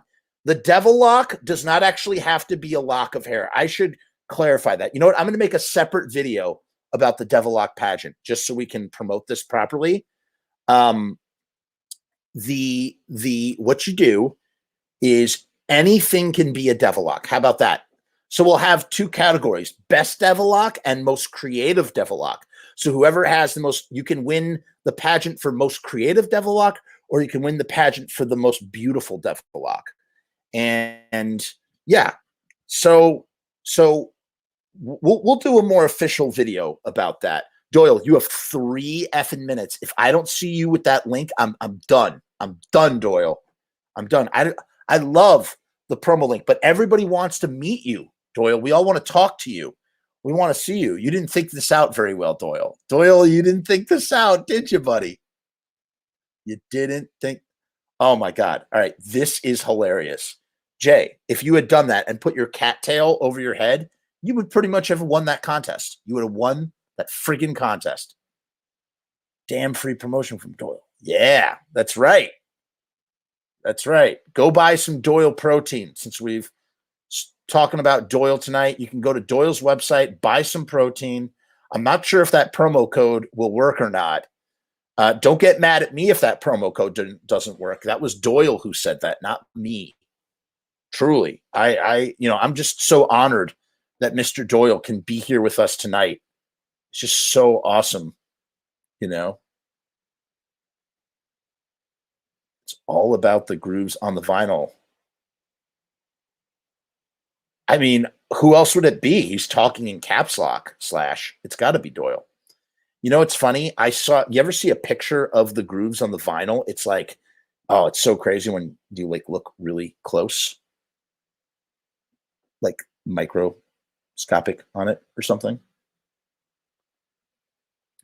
Just let him call in. I doubt he's all Doyled out right now. Doyle, all right. I'm literally putting the link out for 2 minutes, Doyle. You have 2 minutes because I got to go. I got to go upstairs in 2 minutes. Sorry, guys. I have a hard out at 10:30 and it's 10:29. I'm going to count 2 minutes on my timer. If Doyle doesn't show up, then it's done. Ready? Doyle, this link is for you and you alone. If Doyle doesn't show up, then I'm going upstairs. Calling it a day. Ready? Set. What's this phone number? Like, why did you put your phone number in there? Ready? There's your 2-minute timer, Doyle. Boom. Dagger, you should really write an email to Doyle because that's rude. How dare he make a code for my last name and it's not working? Terrible. Absolutely terrible. God, should we go to 3 hours? We always round off our numbers, you guys. Always round off your numbers. How could I not, though? Dagger actually forced me to stay up till 1:38 in the morning just so we could say that we finished at 1:38, and I listened to him.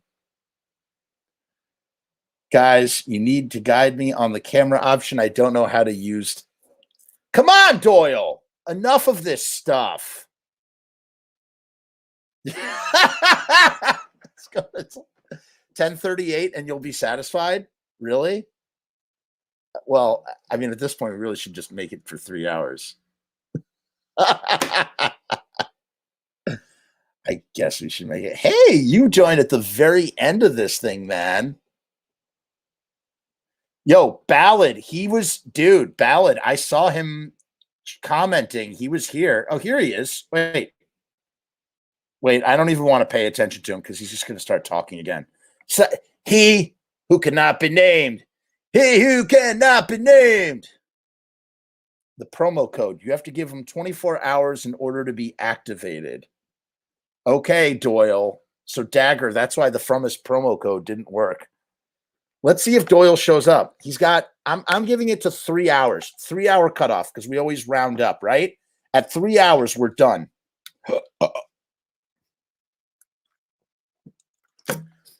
Can I make a suggestion, Mr. Red? And for everybody who's just joining us, please like, share, please subscribe to my channel. Please subscribe and like and comment. It really helps support the channel. Turn on your notifications if you don't want to be like Mr. Red and know when we're going live so you can join in the fun and the conversation, okay? I will check Friday.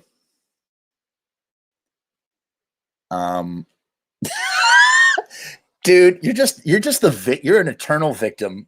How you doing tonight? How's your son doing? I hope everything's okay with you, AM. Hope everything's okay. Yeah, crazy. Use the code tomorrow. Wow, Doyle, you're going to get me in a lot of trouble if that code doesn't work. Holy crap. I'm going to be in so much trouble. My favorite Doyle song is We Belong Dead. I haven't listened to that one, I don't think. Is that on As We Die? I got to check that out. This is true. Paul is right. That's the other thing about vinyl that's so great. Like, for instance, I don't know how much this No Bunny box set goes for now, but at one point it was going for $150. I don't know if it's dropped since the accusations came out against him. Let's see how much that No Bunny box set goes for.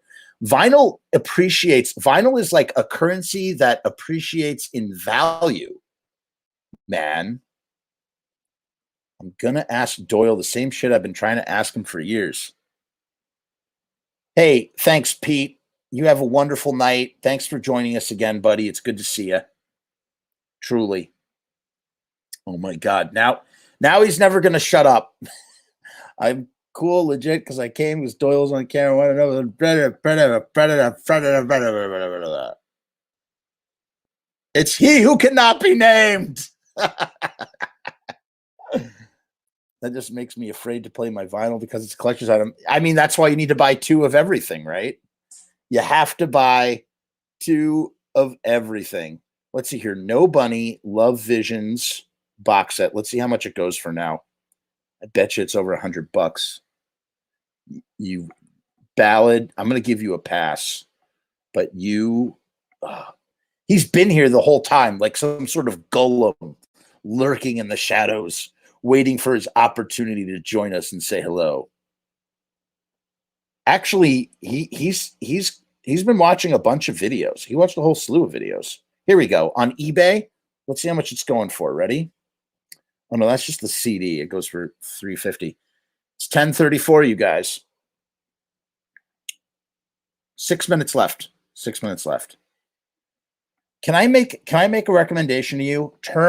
Subscribe to the channel, turn on your notifications. That way you can instantaneously join in the conversation, okay?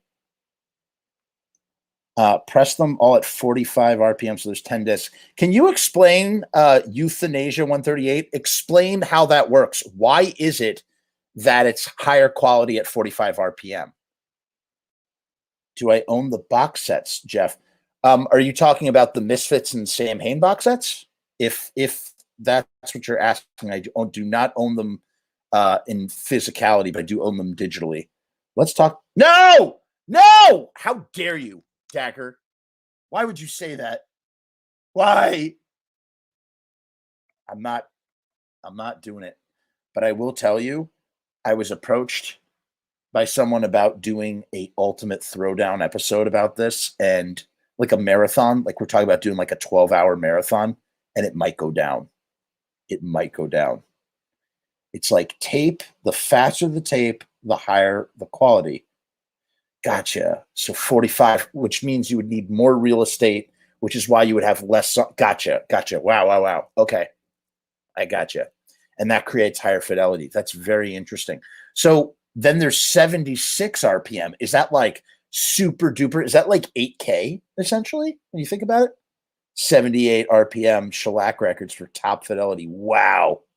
And that's what the 78s, like all the old records used to be, like the glass records. Didn't those all used to be 78 as well? If I know what I'm talking about, I may or may not. This was a really good explanation of that, though. Thank you. You just literally laid it down for me perfectly.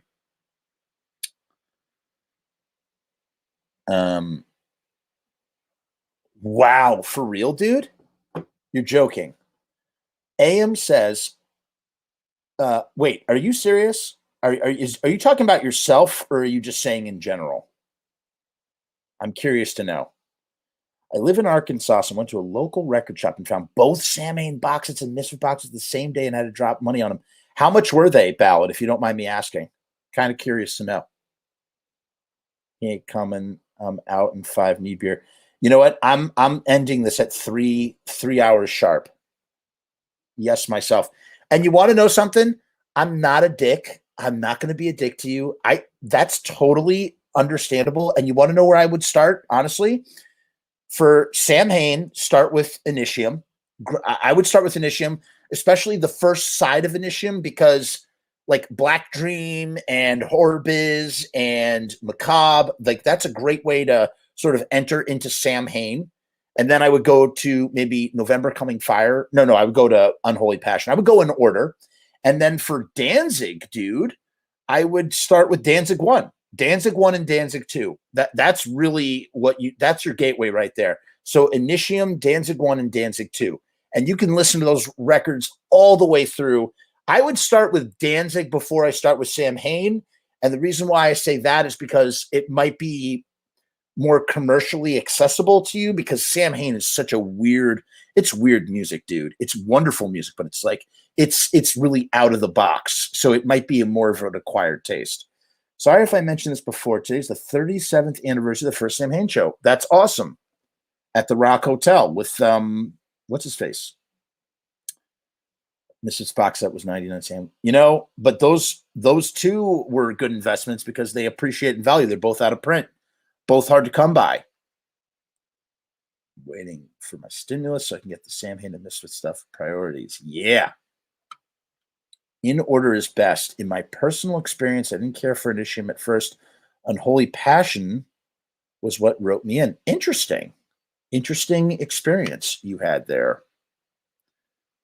Yeah, Son of Sam. No, I mean, that's like a Doom. That's like a kind of... Son of Sam is Steve Zing from Sam Hain and Todd Youth writing songs in the vein of Sam Hain. Glenn did some guitars and keyboards and things on it. And they have Davey Havoc, whose vocals I don't really care for, singing But the songs are so in vein of Sam Hain. It is the perfect continuation of Sam Hain, in my opinion. And in a way, Son of Sam really is its own unofficial Sam Hain record. And it kills me that Steve Zing himself just didn't take over singing. Steve Zing could sing for Son of Sam very easily and tour of Son of Sam, and it would be really, really great, you know? It's very erotic. That's an erotic song, Unholy Passion. No, Jody, you demand. Yes, that was his first and last show. Okay, guys, listen. We have 71 people here 3 hours into the show. I just want to say that's unbelievable. This is a new record. And I want to thank you all so much for coming out.